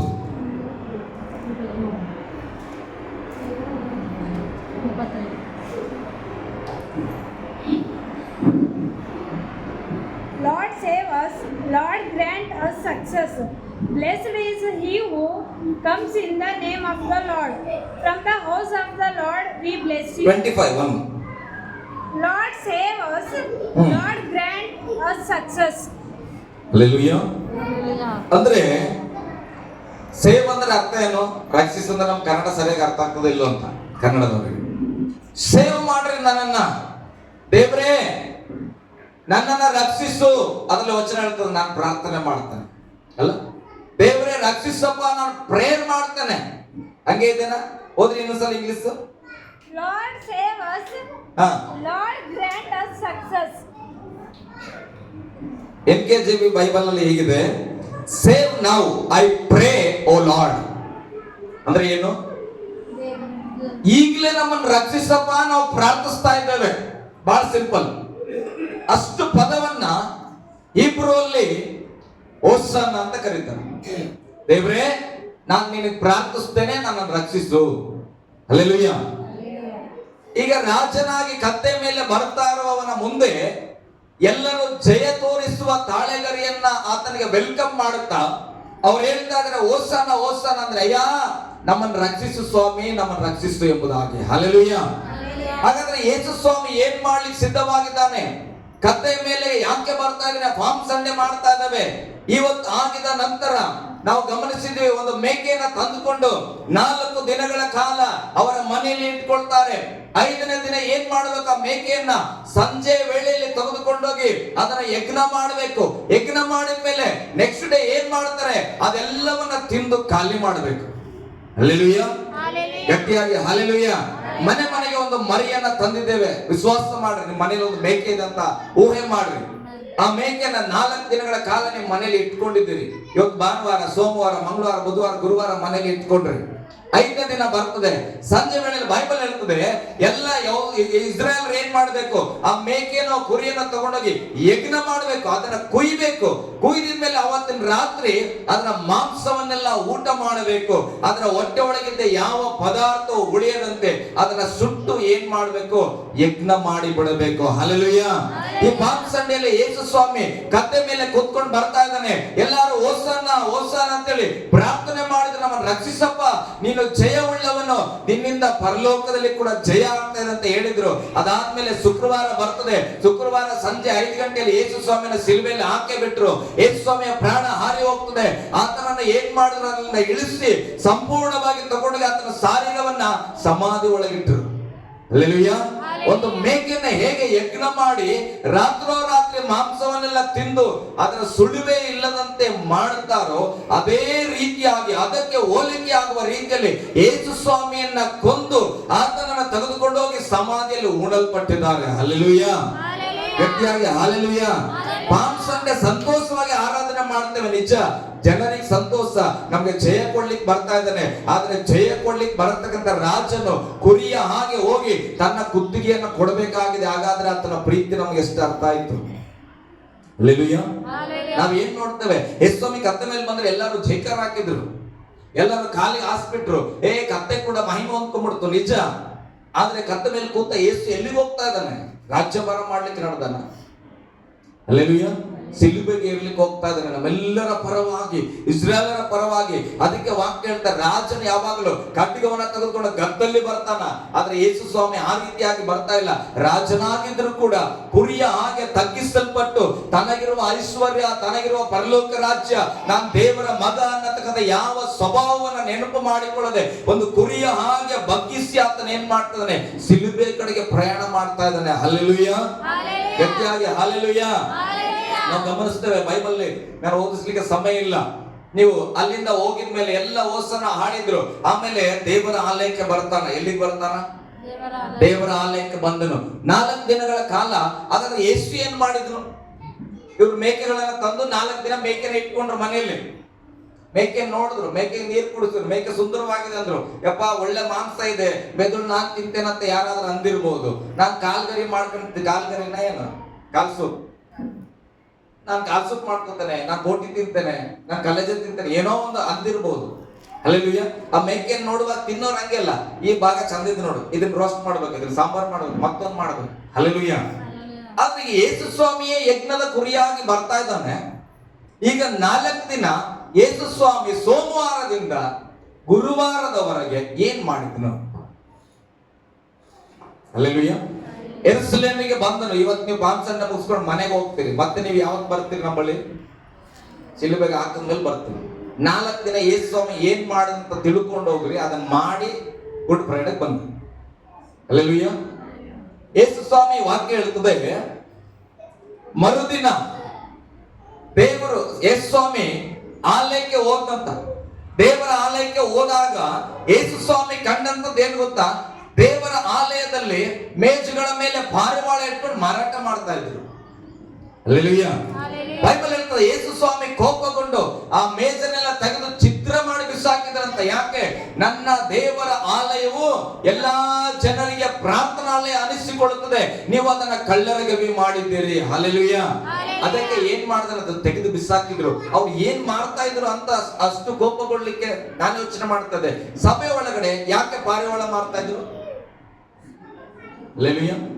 ಪಾರಿವಾಳ ಯಜ್ಞಕ್ಕೆ ಅರ್ಪಿಸ್ತಾನ. ಬಹಳ ಸಿಂಪಲ್. ಕುರಿ ತರಕ ಆಗದವ ಒಂದು ಗಂಡು ಪಾರಿವಾಳನ ಅರ್ಪಿಸ್ತಾನ. ಅದಕ್ಕೆ ಯಜ್ಞ ಅರ್ಪಿಸ್ಲಿಕ್ಕೆ ಬೇಕಾದದ್ದನ್ನ ಸಭೆಯೊಳಗೆ ಮಾಡ್ತಾ ಇದಾರೆ. ಇವತ್ತು ಅನೇಕ ಸಭೆಗಳಿಗೆ ಹೋಗ್ರಿ, ದೊಡ್ಡ ದೊಡ್ಡ ಸಭೆಗಳಿಗೆ, ಒಳಗಡೆ ದೇವರ ವಾಕ್ಯ ಕೇಳ್ಕೊಂಡು ಬರ್ತೀಯ. ದೇವರ ವಾಕ್ಯ ಹೇಳ್ತಾ ನಿನ್ನ ನಂಬಿಕೆ ನಿನ್ನನ್ನ ಸ್ವಸ್ಥ ಮಾಡಿತ್ತು. ಒಂದು ಆಮೇಲೆ ಹೇಳಿ ಹಲ್ಲೆಲೂಯ. ದೊಡ್ಡ ಸಭೆ ಹೋಗಿದ್ರಿ ಅಂತ ಇಟ್ಕೊಳ್ರಿ. ಅಭಿಷೇಕ್ತರು ಬಂದ್ರು, ಯೇಸುವಿನ ನಾಮವನ್ನು ಹೇಳಿ ಪ್ರಾರ್ಥಿಸ್ತೇವೆ. ನಿಮ್ಮ ನಂಬಿಕೆಗೆ ಯೇಸುವಿನ ವಾಕ್ಯ ಸೇರುವಾಗ ನಿನ್ನ ರೋಗ ಸೌಖ್ಯವಾಯಿತು ಅಂತ ಹೇಳಿದಾಗ ಆಮೇಲೆ ಹೇಳಿವಿ. ಆಮೇಲೆ ಹೇಳಿ ಸಭೆಯಿಂದ ಹೊರಗಡೆ ಬಂದ್ರೆ ಇಲ್ಲಿ ಕೊಬ್ಬರಿನ ಬಾಟ್ಲಿಗಳು ಇಟ್ಟಿರ್ತದ, ನೀರಿನ ಬಾಟ್ಲಿ ಇಟ್ಟಿರ್ತದ. ಇದು ಅಭಿಷೇಕಿಸಲ್ಪಟ್ಟಿದ್ದು. ಬರ್ದಾರ ಏನ್ ಮಾಡ್ತೀಯ? ಒಂದು 100 ರೂಪಾಯಿ ಕೊಟ್ಟು ಆ ಬಾಟಲ್ ತಗೊಂಡು ಮನೆಗೆ ಬರ್ತೀಯ. ಏನಂತ? ಅಭಿಷೇಕಿಸಲ್ಪಟ್ಟ ಎಣ್ಣೆ ಇದು, ಇದನ್ನು ಕುಡಿದ್ರೆ ನನಗೆ ರೋಗ ಸೌಖ್ಯ ಆಗ್ತದೆ. ಹಲ್ಲೆಲೂಯ. ಸಭೆ ಒಳಗಡೆ ಕೂತ್ಕೊಂಡು 1 ಗಂಟೆ ಏನ್ ಕೇಳಿದ್ರೆ? ನೀರು ಕುಡಿ ಸೌಖ್ಯ ಆಗ್ತದೆ ಅಂತ ಹೇಳೋದು ವಾಕ್ಯ. ವಾಕ್ಯ ಹೇಳೋದು ನೀನ್ ನಂಬಿಯಲ್ಲ, ನಿನ್ನ ನಂಬಿಕೆ ನಿನ್ನ ಸ್ವಸ್ಥ ಮಾಡ್ತದ ಅಂತ ಹೇಳೋಣ ಆ ವಾಕ್ಯದಲ್ಲಿ. ಆ ವಾಕ್ಯ ಕೇಳಿ ಆಮೇಲೆ ಕೂಡ ಹೇಳಿದ ಹಾಗೆ ಆಗ್ಲಿ ಅಂತ. ಹೊರಗೆ ಬಂದ ನೀರು ನೋಡಿದ ತಕ್ಷಣ ಆ ನೀರನ್ನು ಖರೀದಿ ಮಾಡ್ತೇವೆ ಅಂದ್ರೆ ಯಾವ ನಂಬಿಕೆಯಲ್ಲಿ ನಾವು ಜೀವಿಸ್ತಾ ಇದ್ದೇವೆ? ಹಲ್ಲೆಲೂಯ. ತಪ್ಪು ನೀರು ಮಾರೋದು. ದೊಡ್ಡ ಸಭೆ ಇರ್ಬೋದು, ಯಾವ್ದಾರ ಇರ್ಬೋದು. ದೇವ್ರ ವಾಕ್ಯದಲ್ಲಿ ಎಲ್ಲಿ ಬರ್ತದೆ ಹೇಳ್ರಿ? ಅಭಿಷೇಕಿಸಲ್ಪಟ್ಟ ನೀರು ಮಾರ್ರಿ, ಅಭಿಷೇಕಿಸಲ್ಪಟ್ಟ ಎಣ್ಣೆಯನ್ನ ಮಾರ್ರಿ ಅಂತ ಎಲ್ಲಿ ಹೇಳಿದೆ ವಾಕ್ಯದಲ್ಲಿ? ನಿಮ್ ಮನೇಲಿ ಯಾರಿಗಾದ್ರೂ ಆರಾಮಿಲ್ಲ ಅಂದ್ರೆ ಮನೆಗೆ ಕರಿ, ದೊಡ್ಡ ಪಾಸ್ಟರ್ನ ಬಾ, ನಮ್ಮ ಮನೆಗೆ ಬಾ, ನೀನ್ ಬಾ ನಮ್ಮ ಮನೆಗೆ, ನಮ್ಮ ಮನೆಯಲ್ಲಿ ಜಪ ಮಾಡ. ಹಲ್ಲೆಲೂಯ. ದೇವ್ರು ಎಲ್ಲಿ ಹೇಳೋಣ? ಎಲ್ಲ ಒಂದಷ್ಟು ಬಾಟಲ್ಗಳಿಗೆ ಜಪ ಮಾಡಿಕ್ರಿ, ಅವ್ರ ಮನೆಗೆ ತಗೊಂಡು ಹಚ್ತಾರಂತ ಎಲ್ಲಿದೆ ವಾಕ್ಯ? ಹಲ್ಲೆಲೂಯ. ಗಟ್ಟಿಯಾಗಿ ಹಲ್ಲೆಲೂಯ. ಒಳಗೆ ನಾ ಗುಣ ಆಯ್ತಂತ ಆಮೇಲೆ ಹೇಳಿವಿ, ಹೊರಗೆ ಬಂದು ಔಷಧಿ ತಗೋತಾನೆ. ಇದು ಎಂತ ನಂಬಿಕೆಯಪ್ಪ? ಒಳಗಿಂದ ಹೊರಗೆ ಬರೋಷ್ಟ್ರಲ್ಲೇ ಮತ್ತೆ ಏನ್ ಮಾಡ್ತೇವೆ?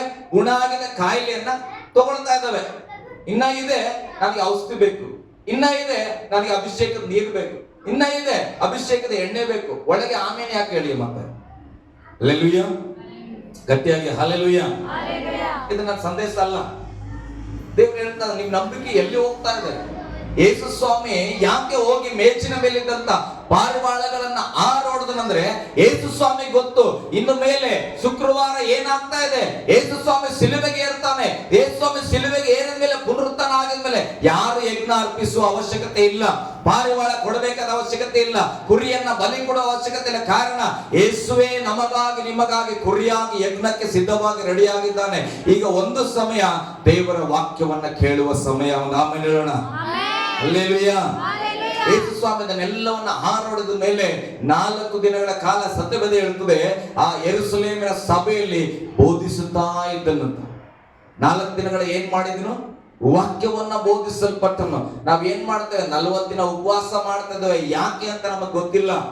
ಪಾಪ ಸಂಡೆ ಮಾಡ್ತದ ಏನಕ್ಕೆ ಅಂತ ನಮ್ಗೆ ಗೊತ್ತಿಲ್ಲ. ಗುಡ್ ಫ್ರೈಡೆಗೆ ಬಂದು ಗೊಳೋ ಅಂತ ಹೇಳ್ತೇವೆ, ಯಾಕೆ ಅಳುತ್ತೇವೆ ಅಂತ ಕೂಡ ಗೊತ್ತಿಲ್ಲ. ಬೆಳಗಾದ್ರೆ 3 ದಿನ ಆದ ತಕ್ಷಣ ಮಸ್ಕಿನಲ್ಲಿ ಹೋಗಿ ಹುಡುಕುತ್ತೇವೆ, ಯಾರನ್ನ ಹುಡುಕ್ತೇವೆ ಅಂತ ಕೂಡ ಗೊತ್ತಿಲ್ಲ. ಹಲ್ಲೆಲೂಯಾ. ವರ್ಷಗಳೇ ಕಳೆದು ಹೋಗ್ತದೆ, ಒಂದು ದಿನ ನಾವು ಕೂಡ ಕಳೆದು ಹೋಗ್ತೇವೆ. ಸತ್ತು ಸಮಾಧಿಗೆ ಹೋದ್ರು ಕೂಡ ನಾವ್ ಯಾಕೆ ಹುಟ್ಟಿವಿ ಅಂತ ಗೊತ್ತಿಲ್ಲ, ನಾವ್ ಯಾಕೆ ಬದುಕಿದ್ವಿ ಅಂತ ಗೊತ್ತಿಲ್ಲ, ಸಭೆಗೆ ಬಂದು ಏನಕ್ಕೆ ಆರಾಧನೆ ಮಾಡಿದ್ವಿ ಅದ್ರ ಉದ್ದೇಶ ಕೂಡ ಗೊತ್ತಿಲ್ಲ. ತಿಳ್ಕೊಳ್ಳದೆ ಸಮಾಧಿಲಿ ಹೋಗಿ ಮಕ್ಕ ಮಾಡ್ತೇವೆ. ಹಲ್ಲೆಲೂಯಾ. ಗಟ್ಟಿಯಾಗಿ ಹಲ್ಲೆಲೂಯಾ. ವಾಕ್ಯ ಹೇಳ್ತದೆ ಸತ್ಯ ತಿಳ್ಕೋಬೇಕು. ಹೇಳ್ರಿ, ಸತ್ಯ ತಿಳ್ಕೊಳ್ಬೇಕು. ಯೇಸು ಸ್ವಾಮಿ ರಾಜನಾಗಿಯೂ ಬರ್ತಾ ಇದ್ದಾನೆ, ಯಜ್ಞದ ಕುರಿಯಾಗಿಯೂ ಬರ್ತಾ ಇದ್ದಾನೆ. ಹಲ್ಲೆಲೂಯಾ. ಹೇಳ್ರಿ, ರಾಜನಾಗಿಯೂ ಬಂದನು, ಯಜ್ಞದ ಕುರಿಯಾಗಿಯೂ ಬಂದನು. ಹಲ್ಲೆಲೂಯಾ. ಇಬ್ರಿಯದವರಿಗೆ ಬರೆದ ಪತ್ರಿಕೆಯಲ್ಲಿ 25ನೇ ವಚನ ಮುಂದೋದ ಮಗ ಸ್ವಲ್ಪ ಕೀರ್ತನೆ 118 25 ಓದಿರಲ್ಲ. 25 ಓದಿರಿ ಮತ್ತೊಂದು ಸರಿ. 25 ಓದಿರಿ ಮತ್ತೊಂದು ಸರಿ. ಯೆಹೋವನೇ ದಯವಿಟ್ಟು ರಕ್ಷಿಸು, ಸಾಫಲ್ಯ ಕೊಡು. ಇರ್ಲಿ. ಅದರ ವಾಕ್ಯದ ಸ್ಪಷ್ಟವಾದ ಅರ್ಥ, ದೇವರೇ ನಾನು ಪ್ರಾರ್ಥಿಸುತ್ತೇನೆ ನಮ್ಮನ್ನ ರಕ್ಷಿಸು, ದೇವರೇ ನಾನು ಪ್ರಾರ್ಥಿಸುತ್ತೇನೆ ನನಗೆ ಸಮೃದ್ಧಿಯನ್ನ ಕೊಡು ಎಂಬುದಾಗಿ. ಹಲ್ಲೆಲೂಯಾ. NKJV ಬೈಬಲ್ ಅಲ್ಲಿ ಇಂಗ್ಲಿಷ್ ಅಲ್ಲಿ ಹಾಗೆ ಬರೆಯಲ್ಪಟ್ಟಿದೆ. ಏನ್ ಮಾಡು ಅಂತ? ನಾನು ಈಗ ಪ್ರಾರ್ಥಿಸ್ತೇನೆ, ನನಗೆ ನೀನು ಬಿಡುಗಡೆಯನ್ನ ಕೊಡಬೇಕು. ಹಲ್ಲೆಲೂಯಾ. ಗಟ್ಟಿಯಾಗಿ hallelujah. Save now I pray O Lord, O Lord I pray send now prosperity. Hallelujah. ನನ್ನನ್ನು ಸಮೃದ್ಧಿಯಾಗಿ ನೀನು ತುಂಬಿಸು, ನನ್ನನ್ನು ಒಂದು ಕಡೆ ರಕ್ಷಣೆ ಮಾಡು, ಒಂದು ಕಡೆ ನನ್ನನ್ನು ಸಮೃದ್ಧಿಯಾಗಿ ಮಾಡು. ಹಲ್ಲೆಲೂಯಾ. ಅನೇಕರು ರಕ್ಷಿಸಲ್ಪಟ್ಟಿದ್ದೇವೆ, ಗರೀಬುತನದಲ್ಲಿ ಬದುಕ್ತಾ ಇದ್ದೇವೆ. ಆತ್ಮಿಕತೆಯ ಜೀವಿತದಲ್ಲಿ ಹಣ ಇದೆ, ಅಂತಸ್ತಿದೆ, ಬೆಳ್ಳಿ ಬಂಗಾರ ಇದೆ, ಅದರ ಬಗ್ಗೆ ನಾನು ಮಾತಾಡ್ತಾ ಇಲ್ಲ. ಆದ್ರೆ ರಕ್ಷಿಸಲ್ಪಟ್ಟರು ಕೂಡ ಆತ್ಮೀಯತೆಯಲ್ಲಿ ಕೊರತೆ, ನಂಬಿಕೆಯಲ್ಲಿ ಕೊರತೆ, ಪ್ರೀತಿಯಲ್ಲಿ ಕೊರತೆ, ಪರಿಶುದ್ಧತೆಯಲ್ಲಿ ಕೊರತೆ. ವಾಕ್ಯ ಹೇಳ್ತದೆ ರಕ್ಷಣೆ ಹೊಂದಿದ ಮೇಲೆ ನೀನು ಸಮೃದ್ಧಿಯಾಗಿರಬೇಕು. ಹಲ್ಲೆಲೂಯಾ. ಗಟ್ಟಿಯಾಗಿ ಹಲ್ಲೆಲೂಯಾ. 26 ಮಗ ಹಾಗೆ. ಯೆಹೋವನ ಹೆಸರಿನಲ್ಲಿ ಒಳಗೆ ಬರುವವನಿಗೆ ಆಶೀರ್ವಾದ, ಯೆಹೋವನ ಹೆಸರಿನಲ್ಲಿ ಒಳಗೆ ಬರುವವನಿಗೆ ಆಶೀರ್ವಾದ. ಯೆಹೋವನ ಮಂದಿರದಲ್ಲಿರುವ ನಾವು ನಿಮ್ಮನ್ನು ಆಶೀರ್ವದಿಸುತ್ತೇವೆ, ಯೆಹೋವನ ಮಂದಿರದಲ್ಲಿರುವ ನಾವು ನಿಮ್ಮನ್ನ ಆಶೀರ್ವದಿಸುತ್ತೇವೆ. ಆಮೇಲೆ ಯೆಹೋವನೇ ದೇವರು, ಯೆಹೋವನೇ ದೇವರು, ಆತನು ನಮಗೆ ಪ್ರಕಾಶವನ್ನು ಅನುಗ್ರಹಿಸಿದ್ದಾನೆ. ನೋಡಿ, ಆತನು ನಮಗೆ ಪ್ರಕಾಶವನ್ನ ಅನುಗ್ರಹಿಸಿದ್ದಾನೆ. ಹಲ್ಲೆಲೂಯಾ. ಗಟ್ಟಿಯಾಗಿ ಹಲ್ಲೆಲೂಯಾ. 27ನೇ ವಚನ ಇಂಗ್ಲಿಷಿಗೆ ಹೇಳ್ತದೆ, God is the Lord and he has given you light. ಅಂದ್ರೆ ದೇವರೇ ನಮಗೆ ಬೆಳಕಾಗಿ ಇದ್ದಾನೆ. ಹಲ್ಲೆಲೂಯಾ. ಕಳೆದ ವಾರಗಳಲ್ಲೂ ಕೂಡ ನೀವು ಕೇಳಿದ್ದೀರಿ, ಈ ಲೋಕಕ್ಕೆ ಯೇಸು ಸ್ವಾಮಿನೇ ಬೆಳಕಾಗಿದ್ದನು. ಹಲ್ಲೆಲೂಯಾ. ಹಾಗಾದ್ರೆ ದೇವರ ವಾಕ್ಯ ಹೇಳ್ತದೆ, ನಮ್ಮನ್ನ ಬಿಡುಗಡೆ ಮಾಡಿದ ಮೇಲೆ ನಮ್ಮನ್ನ ಸಮೃದ್ಧಿಯನ್ನಾಗಿ ಮಾಡಿ ದೇವರ ಬೆಳಕನ್ನ ನಮಗೆ ಆತನು ಕೊಡುತ್ತಾ ಇದ್ದಾನೆ. ಅದಕ್ಕೆ ವಾಕ್ಯ ಹೇಳ್ತದೆ, ಕನ್ನಡದಲ್ಲಿ ಓದ್ರಿ ಇವಾಗ ಸ್ವಲ್ಪ. ಯೆಹೋವನ ಹೆಸರಲ್ಲಿ ಬರುವವನಿಗೆ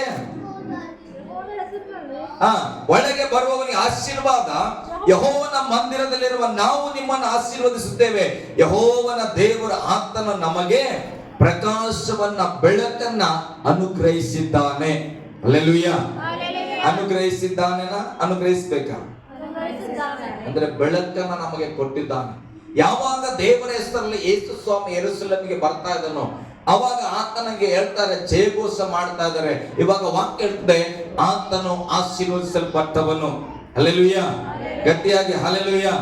ಮತ್ತೆ ವಾಕ್ಯ ಹೇಳ್ತದೆ, ಆತ ನಮಗೆ ಬೆಳಕನ್ನ ಕೊಟ್ಟ ಕಾರಣ ರೆಂಬೆಗಳನ್ನ ಹಿಡಿದುಕೊಂಡು ಮೆರವಣಿಗೆಯಾಗಿ ಎಲ್ಲಿಗೆ ಹೋಗ್ತಂತ? ಯಜ್ಞವೇದಿಯ ಕೊಂಬುಗಳ ಸಮೀಪಕ್ಕೆ ಬನ್ನಿರಿ. ನೋಡ್ರಿ, ಯಜ್ಞ ಅಂದ್ರೆ ಸಾಯೋದು ಅಂತ ಅರ್ಥ. ಅರ್ಪಣೆ ಮಾಡ್ಕೊಳ್ಳೋದು. ಯಜ್ಞದ ಅರ್ಪಣೆ ಮಾಡ್ಕೊಳ್ಳಿಕ್ಕೆ ಅವರು ಮೆರವಣಿಗೆ ಮಾಡ್ಕೊಂಡ್ ಬರ್ಲತ್ತಾರ. ಹಲ್ಲೆಲೂಯಾ. ಯೇಸು ಸ್ವಾಮಿ ಅದನ್ನೇ ಮಾಡ್ತಾ ಇದ್ದಾನೆ. ಕೀರ್ತನಲ್ಲಿ ಏನ್ ಬರೆಯಲ್ಪಟ್ಟಿದೆಯೋ ಅದು ನೆರವೇರ್ತಾ ಇದೆ. ಯೇಸು ಸ್ವಾಮಿ ಮರಣವನ್ನ ಹೊಂದಲಿಕ್ಕೆ ಬರ್ತಾ ಇದ್ದಾನೆ. ಜಯಿಸೋದು ನಂತರ, ಮೊದಲು ಮರಣ ಹೊಂದಬೇಕು, ಆಮೇಲೆ ಜಯ. ಆದ್ರೆ ಮರಣವನ್ನ ಹೊಂದಲಿಕ್ಕೆ ಆತನ ಮೆರವಣಿಗೆಯಲ್ಲಿ ಬರ್ತಾ ಇದ್ದಾನೆ. ಹಲ್ಲೆಲೂಯಾ. ನಾವ್ ಅನ್ಕೊಂಡ್ಬಿಟ್ಟು ಪಾಮ್ ಸಂಡೆ ಅಂದ್ರೆ ಓ ಜೈಕಾರ ಮಾಡೋದು ಊರ್ ತುಂಬ. ಹಲ್ಲೆಲೂಯಾ, ನಿಜ. ಆದ್ರೆ ಒಂದು ಕಡೆ ಯೇಸು ಸ್ವಾಮಿ ಮರಣಕ್ಕೆ ಹೋಗುತ್ತಾ ಇದ್ದಾನೆ, ಆದ್ರೆ ಅದನ್ನ ಜನ ಸಂತೋಷಿಸಲ್ಪಡ್ತಾರೆ. ಜನಕ್ಕೆ ಗೊತ್ತಿಲ್ಲ ಇಲ್ಲಿ ಏನ್ ನಡೀತಾ ಇದೆ ಅಂತ. ಅವ್ರು ಅನ್ಕೊಂಡ್ರೆ ರಾಜ ಬರ್ತಾ ಇದ್ದಾನೆ, ಆದ್ರೆ ರಾಜನೇ ಮರಣ ಹೊಂದಲಿಕ್ಕೆ ಬರ್ತಾ ಇದ್ದಾನೆ. ಹಲ್ಲೆಲೂಯಾ. ಗಟ್ಟಿಯಾಗಿ ಹಲ್ಲೆಲೂಯಾ. ಓಕೆ, ಪಾಮ್ ಸಂಡೆ ಅಂತ ಹೇಳುವಾಗ ನಮ್ಗೆ ನೆನಪಿರ್ಬೇಕು, ಈ ದಿನವೇ ನಮ್ಗೆ ಅರ್ಥ ಆಗ್ಬೇಕು. ಇದು ಒಂದು ಹೋಲಿ ವೀಕ್ ಅಂದ್ರೆ ಈ ವಾರವು ಪವಿತ್ರತೆಯ ವಾರ. ಯಾಕೆ? ಯೇಸು ಸ್ವಾಮಿ ಈಗ ಮೆರವಣಿಗೆ ಹೊಂದುತ್ತಾ ಇದ್ದಾನೆ, ಆತನು ರಾಜನು ಅಂತ ಗುರುತಿಸ್ತಾ ಇದ್ದಾನೆ, ಯಜ್ಞದ ಕುರುಮರಿಯಾಗಿ ಹೋಗುತ್ತಾ ಇದ್ದಾನೆ. ಶುಕ್ರವಾರ ಆತನು ಸಿಲುಬೆಯನ್ನ ಏರುತ್ತಾನೆ, ಭಾನುವಾರ ಆತನು ಪುನರುತ್ಥಾನವಾಗಿ ಬರುತ್ತಾನೆ. ಹಾಗಾದ್ರೆ ಎಷ್ಟೋ ಕಾಲಗಳಿಂದ ಇದ್ದಂತ ಪಾಪದ ಕಾರ್ಯವು ಈ ಒಂದು ವಾರದಲ್ಲಿ ಸಂಪೂರ್ಣವಾಗಿ ಅದು ಇಲ್ಲದಂತೆ ಆಗ್ತಾ ಇದೆ. ಅದಕ್ಕೆ ಈ ವಾರವನ್ನ ಒಂದು ಪವಿತ್ರವಾದ ವಾರ ಅಂತ ನಾವು ಕರೀತೇವೆ. ಹಲ್ಲೆಲೂಯಾ. ಗಟ್ಟಿಯಾಗಿ ಹಲ್ಲೆಲೂಯಾ. ಓಕೆ, ಇಬ್ರಿಯ 2:14 ಹೋದ್ರೆ ಒಬ್ರು. ಇಬ್ರಿಯ 2:14 ಏನಾದ್ರೂ ಯೂಸ್ ಆಗ್ತದೆಯಾ? ಅರ್ಥ ಆಗ್ತದೆ ಇಲ್ಲ? ನಾನು ಸ್ಲೋ ಮಾಡ್ತಾನೆ ಬೇಕಿದ್ರೆ. ಇದಲ್ಲದೆ ಮಕ್ಕಳು ರಕ್ತ ಮಾಂಸಧಾರಿಗಳಾಗಿರುವುದರಿಂದ, ನೋಡಿ, ಇದಲ್ಲದೆ ಮಕ್ಕಳು ರಕ್ತ ಮಾಂಸಧಾರಿಗಳಾಗಿರುವುದರಿಂದ ಆತನು ಅವರಂತೆಯೇ ಆದನು. ನೋಡಿ, ಯೇಸು ಸ್ವಾಮಿ ಯಜ್ಞದ ಕುರಿಯಾಗಿ ಬಂದಿದ್ದಾನೆ. ಅದಕ್ಕೆ ವಾಕ್ಯ ಹೇಳ್ತದೆ, ಇದಲ್ಲದೆ ಮಕ್ಕಳ ರಕ್ತ ಮಾಂಸಧಾರಿಗಳಾಗಿರುವುದರಿಂದ ಆತನು ಅವರಂತೆಯೇ ಆದನು. ತನ್ನ ಮರಣದಿಂದಲೇ ಮರಣಾಧಿಕಾರಿಯನ್ನ, ಅಂದರೆ ಸೈತಾನನನ್ನ ಅಡಗಿಸಿ ಬಿಡುವುದಕ್ಕೂ ಮರಣದ ಭಯದ ದೆಸೆಯಿಂದ ತಮ್ಮ ಜೀವಮಾನದಲ್ಲೆಲ್ಲ ದಾಸತ್ವದೊಳಗಿದ್ದವರನ್ನು ಬಿಡಿಸುವುದಕ್ಕೂ ಅವರಂತೆ ರಕ್ಷ ಮಾಂಸಧಾರಿಯಾದನು. ಹಲ್ಲೆಲೂಯಾ. ಗಟ್ಟಿಯಾಗಿ ಹಲ್ಲೆಲೂಯಾ. ಯೇಸು ಸ್ವಾಮಿ ಮನುಷ್ಯರಿಗಿರುವ ಮರಣ ಭಯದಿಂದ ನಮ್ಮನ್ನ ಬಿಡಿಸುವುದಕ್ಕಾಗಿ ನನ್ನ ಹಾಗೆ ನಿಮ್ಮ ಹಾಗೆ ರಕ್ತ ಮಾಂಸಧಾರಿಯಾಗಿ ಬಂದು ಆತನ ಯಜ್ಞದ ಕುರಿಯಾಗಿ ಪ್ರಯಾಣ ಮಾಡ್ತಾ ಇದ್ದಾನೆ, ನಮ್ಮನ್ನ ಮರಣದ ಭಯದಿಂದ ಬಿಡಿಸಲಿಕ್ಕೆ. ಹಲ್ಲೆಲೂಯಾ. ಗಟ್ಟಿಯಾಗಿ ಹಲ್ಲೆಲೂಯಾ. ಎಷ್ಟು ಜನಕ್ಕೆ ಮರಣದ ಭಯ ಇದೆ? ಅಯ್ಯೋ, ನಾನು ಯಾವತ್ತು ಸತ್ತೋಗ್ಬಿಡ್ತೇನೋ, ಏನೋ ಜ್ವರ ಬಂದಿದೆ, ಇರ್ತೇನೋ ಇಲ್ಲೋ. ಹಲ್ಲೆಲೂಯಾ. ವಾಕ್ಯ ಹೇಳುತ್ತದೆ, ಪಾಮ್ ಸಂಡೆ ಆಚರಿಸ್ತಾ ಇದೆ ಅಂದ್ರೆ ರಾಜ ಬಂದಾನ, ನಮ್ಮನ್ನ ರಕ್ಷಣೆ ಮಾಡ್ತಾನ. ರಾಜ ನಿನ್ನನ್ನ ಮರಣದಿಂದ ರಕ್ಷಿಸಿದ ಮೇಲೆ ಮತ್ತೆ ಯಾಕೆ ಭಯ ಪಡ್ತಾ ಇದೆಯಾ? ರೋಗನ ನೋಡಿ. ಹಲ್ಲೆಲೂಯಾ. ವಾಕ್ಯ ಹೇಳ್ತದೆ, ನಿಮ್ಮನ್ನ ಮರಣದ ಭಯದಿಂದ ಬಿಡಿಸ್ಲಿಕ್ಕೆ ಯೇಸು ಮರಣ ಹೊಂದಿದ್ದು, ಯೇಸು ಪುನರುತ್ಥಾನ ಆಗಿದ್ದು, ನಮ್ಮನ್ನ ಸತ್ತ ಪರಿಸ್ಥಿತಿಯಿಂದ ಎಬ್ಬಿಸ್ಲಿಕ್ಕೆ. ಆಲ್ರೆಡಿ ನಾವು ನಂಬಿರುವವರು ಸತ್ತು ಎಬ್ಬಿಸಲ್ಪಟ್ಟಿದ್ದೇವೆ, ಆದ್ರೂ ನಾವು ಏನಾಗಿದ್ದೇವೆ ಈಗ? ಭಯ ಪಡ್ತಾ ಇದ್ದೇವೆ. ಅಂದ್ರೆ ಅರ್ಥ, ನಮಗೆ ಸತ್ಯದ ಮೇಲೆ ಒಂದು ಕಪ್ಪು ಬಟ್ಟೆನ ಕಟ್ಕೊಂಡ್ಬಿಟ್ಟಿವಿ. ಹಲ್ಲೆಲೂಯಾ. ಗಟ್ಟಿಯಾಗಿ ಹಲ್ಲೆಲೂಯಾ. ಹೇಳ್ರಿ, ಪಕ್ಕದಲ್ಲಿ ಹೇಳ್ರಿ, ಸಾವನ್ ಜಯಿಸಿದ್ದೀರಿ, ಅಂಜಬೇಡ್ರಿ. ಹಲ್ಲೆಲೂಯಾ. ಗಟ್ಟಿಯಾಗಿ ಹಲ್ಲೆಲೂಯಾ. ಅಂದ್ರೆ ರಾಜನಾಗಿ ಬಂದು ಕುರಿಯಾಗಿ ನಮಗಾಗಿ ಆತನ ಯಜ್ಞವನ್ನು ಅರ್ಪಿಸಿ ಇವತ್ತು ನನ್ನನ್ನ ನಿನ್ನನ್ನ ರಾಜನಂತೆ ಬದುಕಲಿಕ್ಕೆ ದೇವರು ಕರೆದಾನ. ಹಲ್ಲೆಲೂಯಾ. ನಾವು ರಾಜನ ಮಕ್ಕಳಾಗಿದ್ದೇವೆ. ನನ್ನ ತಂದೆ ಹೇಗಿದ್ದನೋ ಹಾಗೆ ನಾವಿರಬೇಕು. ಅದಕ್ಕೆ ವಾಕ್ಯ ಹೇಳ್ತದೆ, ನಾವು ರಾಜನಂತಿದ್ದೇವೆ ಅಂದ್ರೆ ನಮ್ಮ ರಾಜ ಎಂತವನು? ಗರ್ವದಲ್ಲಿ ಮೀಸೆತ್ತಿರದೆ ನಾನೇ ರಾಜ ಅಂತ ಹೇಳಿದ್ನ ಯೇಸು ಸ್ವಾಮಿ? ಇಲ್ಲ, ತಗ್ಗಿಸಲ್ಪಟ್ಟವನಾಗಿ ವಿಧೇಯತೆ ಉಳ್ಳವನಾಗಿ ಸೈತಾನ ಅನ್ಕೊಂಡು ಈತ ಏನ್ ಮಾಡ್ತಾನಪ್ಪ, ಒಂದು ಕೆನ್ನೆ ಕೊಡಿದ್ರೆ ಒಂದು ಕೆನ್ನೆ ತೋರಿಸ್ತಾನ ಅಂತ. ಆದ್ರೆ ಆತನ ಗೊತ್ತಿಲ್ಲ, ಈತನ ಕುರಿಯಾಗಿ ಹೋಗಿ ತಗ್ಗಿಸ್ಕೊಂಡೇ ಹೋಗಿ ಸೈತಾನನ ಎಲ್ಲ ಅಧಿಕಾರವನ್ನ ಹಾಳು ಮಾಡ್ತಾನ ಅಂತ ಗೊತ್ತಿಲ್ಲ. ಆತನ ಅಂದ್ಕೊಂಡು ಈತ ತಗ್ಗಿಸ್ಕೊಂಡ. ನಾನು ಹೇಳ್ತೇನೆ, ನಿನ್ನ ಜೀವಿತದಲ್ಲಿ ಕೂಡ ಯೇಸುವನ್ನ ನೀನ್ ನಂಬಿದ್ರೆ ನಿನ್ ಜೀವಿತ ತಗ್ಗಿಸಲ್ಪಟ್ಟು ನಡಿಬೇಕು. ಹಲ್ಲೆಲೂಯಾ. ಕೆಲವರು ಅನ್ಕೊಳ್ಬೋದ, ಇವು ಏನು ಇವ್ ಕೋಪನ ಬರಲ್ಲ ಇವಕ್ಕೆ. ಹಲ್ಲೆಲೂಯಾ. ಏನ್ ಮಾಡಿ ಬಂದವ ಇರ್ಲಿ ಪರವಾಗಿಲ್ಲ, ಸೈತಾನ ಹಂಗೆ ಅನ್ಕೊಂಡನ. ಏನ್ ಮಾಡಿದ್ರು ಈತ ಏನ್ ಕೇಳಲ್ಲ. ಆದ್ರೆ ಯೇಸು ಸ್ವಾಮಿ ಸಿಲುಬೆಯನ್ನು ಏರಿದ ಮೇಲೆ ಸೈತಾನನ ಗೊತ್ತಾಯ್ತು, ಸಿಲುಬೆಯನ್ನು ಏರಿದವನು ಯೇಸು ಅಲ್ಲ ನಾನಂತ. ಹಲ್ಲೆಲೂಯಾ. ಸೈತಾನನ ಗೊತ್ತಿಲ್ಲ ಸಿಲುಬೆಗೆ ಯೇಸು ಸ್ವಾಮಿ ಏರಿಸ್ತಾನೆ ಅನ್ಕೊಂಡನ. ಆದ್ರೆ ಆತನ ಗೊತ್ತಿಲ್ಲ, ನಾನು ಮರಣ ಹೊಂದುತ್ತಾ ಇದ್ದೇನೆ, ನನಗಿಂತ ಅಧಿಕಾರ ಇಲ್ಲ, ಯೇಸು ಪಡ್ಕೊಳ್ತಾ ಇದ್ದೇನೆ, ನನ್ನ ಸತ್ಯ ಗೊತ್ತಿರಲಿಲ್ಲ. ಇವತ್ತು ಪಾಮ್ ಸಂಡೇನ ನೀವು ಆಚರಣೆ ಮಾಡ್ತಿದ್ರೆ ನಾನು ಹೇಳ್ತೇನೆ, ನಿಮ್ಮ ಜೀವಿತ ಜಯದ ಜೀವಿತವಾಗಿರಬೇಕು. ಹಲ್ಲೆಲೂಯಾ. ಇಸ್ರಾಯೇಲರಿಗೆ ಗೊತ್ತಿಲ್ಲ, ಎಲ್ಲ ಜನರಿಗೆ ರಾಜ ಆಗಿ ಬಂದಾನಂತ. ಅವ್ರು ಅನ್ಕೊಂಡ್ರೆ ನಮಗ್ ಮಾತ್ರ ರಾಜ ಇತ್ತಂತ. ಆದ್ರೆ ಬೈಬಲ್ ಹೇಳ್ತದೆ, ಲೋಕದ ಎಲ್ಲ ಜನರ ಪರವಾಗಿ ಯೇಸು ಸ್ವಾಮಿ ಕುರಿಮರಿಯಾಗಿ ಬಂದಿದ್ದನು. ಹಲ್ಲೆಲೂಯಾ. ಗಟ್ಟಿಯಾಗಿ ಹಲ್ಲೆಲೂಯಾ. ಓಕೆ, ಇನ್ನೊಂದು ವಚನ ಓದಿ ನಾನು ಮುಗಿಸ್ತೇನೆ. ಪ್ರಕಟಣೆ ಪುಸ್ತಕ 1ನೇ ಅಧ್ಯಾಯ 18ನೇ ವಚನ ಓದ್ರಿ.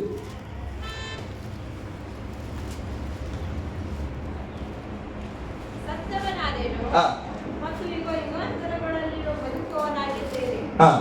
ಮರಣದ ಮತ್ತು ಪಾತಾಳದ ಬೀಗದ ಕೈಗಳು ನನ್ನಲ್ಲಿ ಅವೆ. ಪ್ರಕಟಣೆ 1:18. ಪ್ರಕಟಣೆ 1:18. ಹೆದರಬೇಡ, ನಾನು ಮೊದಲನೆಯವನು, ಕಡೆಯವನು, ಸದಾ ಜೀವಿಸುವವನು ಆಗಿದ್ದೇನೆ. ಇಲ್ಲ, 18 ಮೊದಲೇ ಓದಿಲ್ಲ, ಅದೇ ಸಿಸ್ಟರ್, ಸಾರಿ. ಓದಿ 1ನೇ ಅಧ್ಯಾಯ 18ನೇ ವಚನ. ನೋಡಿ, ಸತ್ತವನಾದೆನು ಮತ್ತು ಹೀಗೋ ನೋಡ್ರಿ. ಹಲ್ಲೆಲೂಯಾ. ಯೇಸು ಸ್ವಾಮಿ ಯಜ್ಞದ ಕುರಿಮರಿಯಾಗಿ ಮರಣವನ್ನ ಅನುಭವಿಸಿದನು. ಇದು ಸತ್ಯ. ಹಲ್ಲೆಲೂಯಾ. ಯಜ್ಞದ ಕುರಿಮರಿಯಾಗಿ ಮರಣವನ್ನ ಅನುಭವಿಸಿದನು. ವಾಕ್ಯ ಹೇಳ್ತದೆ, ನಾನು ಸತ್ತವನಾದೆನು. ಆದ್ರೆ ಸತ್ತ ಮೇಲೆ ಹಾಗೆ ಉಳಿಕೊಂಡಿಲ್ಲ. ಬೈಬಲ್ ಹೇಳ್ತದೆ, ಯುಗ ಯುಗಾಂತರಕ್ಕೂ ಬದುಕುವ ರಾಜನಾಗಿದ್ದಾನೆ. ಹಲ್ಲೆಲೂಯಾ. ಆತನ ಮರಣ ಹೊಂದುವಾಗ ಯಜ್ಞದ ಕುರಿಯಾಗಿ ಮರಣ ಹೊಂದಿದನು. ಆದ್ರೆ ಪುನರುತ್ಥಾನ ಆಗುವಾಗ ಕುರಿಮರಿಯಾಗಿ ಆತನ ಎದ್ದು ಬಂದಿಲ್ಲ. ಈಗ ಆತನ ರಾಜನಾಗಿ ಎದ್ದು ಬಂದಿದ್ದಾನೆ. ಅದಕ್ಕೆ ವಾಕ್ಯ ಹೇಳ್ತದೆ, ಯೇಸುವಿನ ನಾಮದಲ್ಲಿ ನೀವು ಪ್ರಾರ್ಥಿಸುವುದಾದ್ರೆ ದೆವ್ವಗಳು ನಡುಗುತ್ತವೆ ಎಂಬುದಾಗಿ. ಹಲ್ಲೆಲೂಯಾ. ರೋಗಗಳು ಬಿಡುಗಡೆ ಆಗ್ತದೆ. ಕಾರಣ ಏನು ಗೊತ್ತಾ? ವಾಕ್ಯ ಹೇಳ್ತದೆ, ಈಗ ನಾನು ಯೇಸು ಯಜ್ಞದ ಕುರಿಮರಿಯಾಗಿ ಉಳಿದಿಲ್ಲ, ಸಾವನ್ನ ಗೆದ್ದು ಬಂದ ರಾಜನಾಗಿ ಉಳಿದುಕೊಂಡಿದ್ದಾನೆ. ಹಲ್ಲೆಲೂಯಾ. ಗಟ್ಟಿಯಾಗಿ ಹಲ್ಲೆಲೂಯಾ. ಹಳ ಒಡಂಬಡಿಕೆಯನ್ನು ನಾವು ಗಮನಿಸ್ತೇವೆ. 4 ದಿನಗಳ ಕಾಲ ಏನ್ ಮಾಡಿದ್ರು ಯೇಸು ಸ್ವಾಮಿ? ಈಗ ಹಳ ಒಡಂಬಡಿಕೆ ಅಂದ್ರೆ ಹೊಸ ಒಡಂಬಡಿಕೆನೆ. ಆದ್ರೆ ಯೇಸು ಸ್ವಾಮಿ ಮರಣ ಹೊಂದುವುದಕ್ಕಿಂತ ಮುಂಚಿತ ಇರುವ ಎಲ್ಲ ಸ್ಟೋರೀಸ್ ಏನಾಗಿದೆ? ಹಳ ಒಡಂಬಡಿಕೆನೆ. ಹಲ್ಲೆಲೂಯಾ. ಈ ಪಾಮ್ ಸಂಡೆ ಆದ್ಮೇಲೆ 4 ದಿನಗಳ ಕಾಲ ಯೇಸು ಸ್ವಾಮಿ ಸಭೆಯಲ್ಲಿ ಬೋಧನೆ ಮಾಡಿದನು. ನಾನು ಕೇಳುತ್ತೇನೆ, ಇವತ್ತು ಸಭೆ ಅಂದ್ರೆ ಏನು? ಸಭೆ ಅಂದ್ರೆ ಏನು? ಆವತ್ತು ಸಭೆ ಅಂದ್ರೆ ಯೆರೂಸಲೇಮಿನಲ್ಲಿ ಒಂದು ದೇವರ ಆಲಯ ಇತ್ತು. ಅದರ ಒಳಗಡೆ ಹೋಗಿ ಯೇಸು ಸ್ವಾಮಿ ಪ್ರಸಂಗಿಸ್ತಾ ಇದ್ರು. ಇವತ್ತು ಈಗ ಸಭೆ ಅಂದ್ರೆ ಏನು? ಗಟ್ಟಿಯಾಗಿ ಹೇಳ್ರಿ, ಗೊತ್ತಿದ್ರೆ. ನಾವಲ್ಲ, ನಾನು ದೇವರ ಸಭೆ, ನಾನು ದೇವರ ಆಲಯ. ಹಲ್ಲೆಲೂಯಾ. ಅವತ್ತು ಯೆರೂಸಲೇಮಿನಲ್ಲಿ ದೇವರ ಆಲಯಕ್ಕೆ ಯೇಸು ಹೋಗುತ್ತಾ ಇದನ್ನು ಪ್ರಸಂಗ ಮಾಡ್ಲಿಕ್ಕೆ. ಹಾಗಾದ್ರೆ ಈಗ ನಾನು ಸಭೆ ಆಗಿದ್ದೇನೆ. ಇವತ್ತು ಒಂದು ಪಾಮ್ ಸಂಡೆ ಆರಾಧನೆ ಮಾಡಿದ್ರಿ. ಹಾಗಾದ್ರೆ ವಾಕ್ಯ ಹೇಳ್ತು, ಯೇಸು ಸ್ವಾಮಿ 4 ದಿನಗಳ ಕಾಲ ವಾಕ್ಯ ಬೋಧನೆ ಮಾಡಿದ್ರು. ಗುಡ್ ಫ್ರೈಡೆ ಬರೋದ್ರೊಳಗೆ ಯಾವತ್ತಾದ್ರೂ ಒಂದು ಸಲ ಯೋಚನೆ ಮಾಡಿದ್ದೇವ? ಹಾಗಾದ್ರೆ ಯೇಸು ಸ್ವಾಮಿ ನನ್ನ ಒಳಗಡೆ ಇದ್ದಾನೆ, ಹಾಗಾದ್ರೆ ನನಗೆ ಬೋಧನೆ ಮಾಡ್ತಾನೆ ಇಲ್ಲ. ಯೇಸು ಸ್ವಾಮಿ ಪೇತ್ರನ ದೋಣಿ ಏರಿದ್ರು, ಏನ್ ಮಾಡಿದ್ರು? ಬೋಧನೆ ಮಾಡಿದ್ರು. ಹಲ್ಲೆಲೂಯಾ. ಮೊದಲು ಬೋಧಿಸಲ್ಪಟ್ಟನು. ಬೆಟ್ಟದ ಮೇಲೆ ಏರಿದ್ರು, ಜನ ಎಲ್ಲ ಬಂದ್ರು, ಏನ್ ಮಾಡಿದ್ರು? ಅಡಿಗೆ ಮಾಡಿ ಊಟ ಮಾಡಿದ್ರ? ಮೊದಲು ಬೋಧಿಸಲ್ಪಟ್ಟನು. ಹಲ್ಲೆಲೂಯಾ. ಹಾಗಾದ್ರೆ ಯೇಸು ಈಗ ನನ್ನ ಒಳಗಡೆ ಇದ್ದಾನೆ, ನಾನು ದೇವರ ಆಲಯ ಆಗಿದ್ದೇನೆ. ನನ್ನ ಒಳಗಡೆ ಯೇಸು ಏನ್ ಮಾಡ್ತಾನ? ಹಾಗಾದ್ರೆ ಬೋಧಿಸ್ತಾನ. ಏನ್ ಬೋಧನೆ ಮಾಡೋಣ? 10 ವರ್ಷ ಆಯ್ತು ಪಾಮ್ ಸಂಡೆ ಹೋಯ್ತು ನನ್ನ ಜೀವಿತದಾಗ. ಹಲ್ಲೆಲೂಯಾ. ಏನ್ ಬೋಧಿಸಿದ್ದಪ್ಪ? ಪಾಮ್ ಸಂಡೆ ಅಂತ ನಮ್ಗೆ ಸರಿಯಾಗಿ ಗೊತ್ತಿಲ್ಲ. ಹಾಗಾದ್ರೆ ನಾವು ದೇವರ ಆಲಯ ಆಗಿವ? ದೇವರು ನಮ್ಮ ಒಳಗಡೆ ಅದನ್ನ ಅಥವಾ ನಮ್ಗೆ ಏನಾದ್ರೂ ಕಲಿಸ್ತಾ ಇದನ್ನ ನಾವು ಎಚ್ಚರ ಮಾಡಿಕೊಳ್ಬೇಕಾಗಿದೆ. ಹಲ್ಲೆಲೂಯಾ. ಗಟ್ಟಿಯಾಗಿ ಹಲ್ಲೆಲೂಯಾ. ಇವತ್ತು ಯಾವುದೋ ಕಟ್ಟಿದ ಆಲಯದಲ್ಲಿ ನನ್ನ ಯೇಸು ಇಲ್ಲ, ನಿನ್ನ ಒಳಗಡೆ ಯೇಸು ಇದ್ದಾನೆ. ನೀನೇ ದೇವರ ಆಲಯ.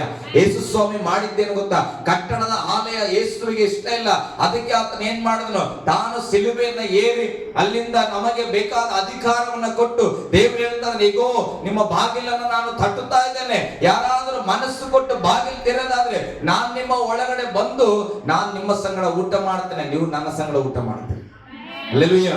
ವಾಕ್ಯ ಹೇಳ್ತದೆ, ಮನುಷ್ಯರು ರೊಟ್ಟಿ ತಿಂದ ಮಾತ್ರಕ್ಕೆ ಬದುಕಲ್ಲ. ಯಾವ್ದ್ರಿಂದ ಬದುಕ್ತಾರ? ಯೇಸು ಸ್ವಾಮಿ ಮಾತಾಡಿದ್ದು ನಿನ್ನೊಳಗೆ ಬಂದು ಚಪಾತಿ ಮಾಡ್ತೇನೆ, ಚಿಕನ್ ಗ್ರೇವಿ ಮಾಡ್ತೇನೆ, ಬಿರಿಯಾನಿ ಮಾಡ್ತೇನೆ ಅಂತ ಹೇಳಲಿಲ್ಲ. ನಿನ್ನ ಒಳಗಡೆ ನಾನು ಬರ್ತೇನೆ, ನನ್ನ ಮಾತುಗಳನ್ನ ನಿನಗೆ ಕಲಿಸುತ್ತೇನೆ.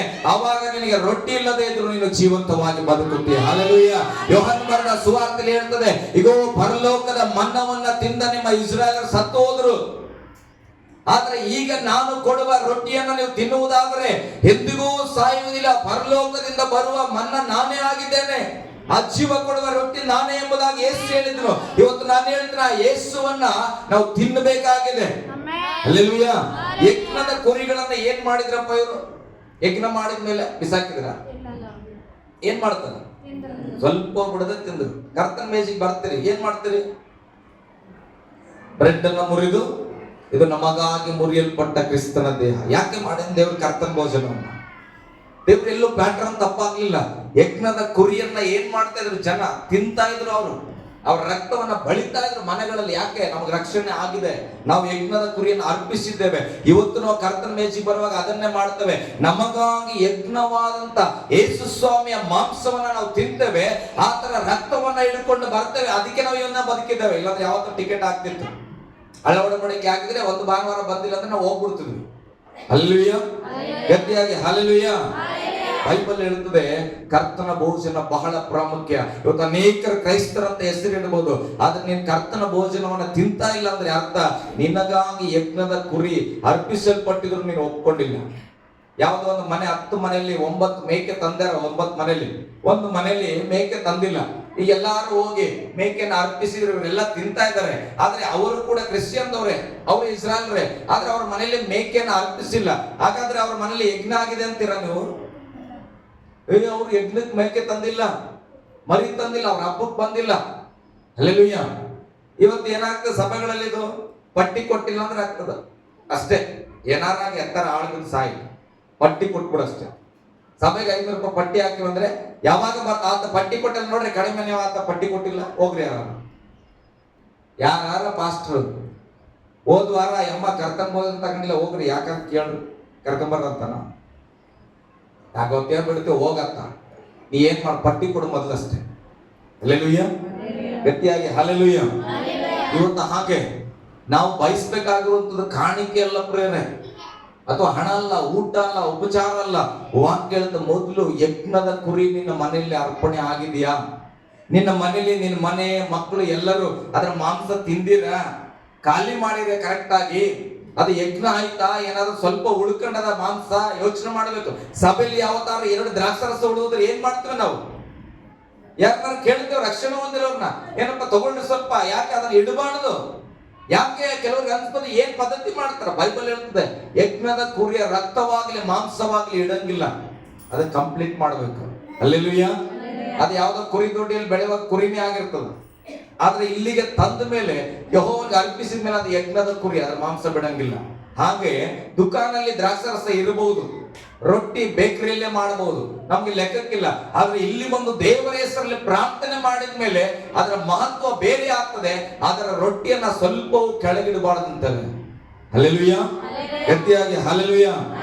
ನಮ್ಗೆ ಸತ್ಯ ಗೊತ್ತಾದ್ರೆ ಕರ್ತನ ಭೋಜನ ಹಿಡ್ಕೊಳ್ಳಿಕ್ಕೆ ಕೈಗಳು ನಡುತ್ತವೆ. ಕಾರಣ ಏನು ಗೊತ್ತಾ? ಅದರ ಯೋಗ್ಯತೆ ತಿಳ್ಕೊಳ್ಬೇಕು, ಸುಮ್ಮನೆ ಅಲ್ಲ. ಹಲ್ಲೆಲೂಯಾ. ಏನೋ ಪಾಸ್ಟರ್ ಬರ್ತಾರ, ಹಾಕಿ ಕೊಟ್ಬಿಡ್ತಾರ, ಎಲ್ಲ ತಗೋತಾರ. ಹಲ್ಲೆಲೂಯಾ. ಗಟ್ಟಿಯಾಗಿ ಹಲ್ಲೆಲೂಯಾ. ಬೈಬಲ್ ಹೇಳ್ತಾ ಸಣ್ಣ ಮನೆ ಇದ್ರೆ ಸಣ್ಣ ಮನೆಯವರು ಮೇಕೆ ಅರ್ಪಿಸ್ಬೇಕು. 20 ಜನ ಮನೆ ಇದ್ರೆ 20 ಜನದವರು ಕೂಡ ಮೇಕೆ ಅರ್ಪಿಸ್ಬೇಕು. ನಾನು ಕೇಳ್ತಾನೆ, ಇವತ್ತು ನಮ್ಮ ಕುಟುಂಬಗಳಲ್ಲಿ ಎಲ್ಲಾರು ನಾವು ಯಜ್ಞದ ಕುರಿಯ ಮಾಂಸ ತಿಂತಾ ಇದ್ದೇವ? ಯಜ್ಞದ ಕುರಿಯ ರಕ್ತವನ್ನು ನಾವು ಹಚ್ಕೊಳ್ತಾ ಇದ್ದೇವ? ಹಾಗಾದ್ರೆ ನಮ್ಮ ಮಕ್ಕಳು ರಕ್ಷಣೆ ಹೊಂದ್ತಾರಂತ ಹೇಗೆ? ಹಲ್ಲೆಲೂಯಾ. ಗಟ್ಟಿಯಾಗಿ ಹಲ್ಲೆಲೂಯಾ. ಹಲ್ಲೆಲೂಯಾ. ದೇವ್ರು ಏನಾದ್ರು ಮಾತಾಡ್ತಾ ಇದ್ದಾನ? ಪಾಮ್ ಸಂಡೆ ಅಂದ್ರೆ ಜಯದ ಸಂಡೆ, ನಿಜ. ಆದ್ರೆ ಆತ ನಮಗೆ ಬಿಡುಗಡೆ ಮಾಡ್ಲಿಕ್ಕೆ ಬಂದನು. ಇವತ್ತು ನಾನು ನಿಮಗೆ ಪ್ರಶ್ನೆ ಇಡ್ತೇನೆ ಪ್ರೇರೆ, ನೀವು ಕೂಡ ರಕ್ಷಿಸಲ್ಪಟ್ಟವರಾಗಿದ್ದೀರಿ. ಇವತ್ತು ನಿಮ್ಮ ಮಕ್ಕಳ ಬಗ್ಗೆ ಚಿಂತೆ ಇದೆಯಾ? ನಿಮ್ಮ ಮೊಮ್ಮಕ್ಕಳ ಬಗ್ಗೆ ಚಿಂತೆ ಇದೆಯಾ? ನಿಮ್ಮ ರಕ್ತ ಸಂಬಂಧಿಗಳ ಬಗ್ಗೆ ಚಿಂತೆ ಇದೆಯಾ? ಅವ್ರ ಮನೆಯಲ್ಲಿ ಮಾಂಸ ಉಳ್ಕೊಂಡಿದ್ರೆ ಏನ್ ಮಾಡ್ಬೇಕಂತ ಬೈಬಲ್ ಹೇಳ್ತದೆ.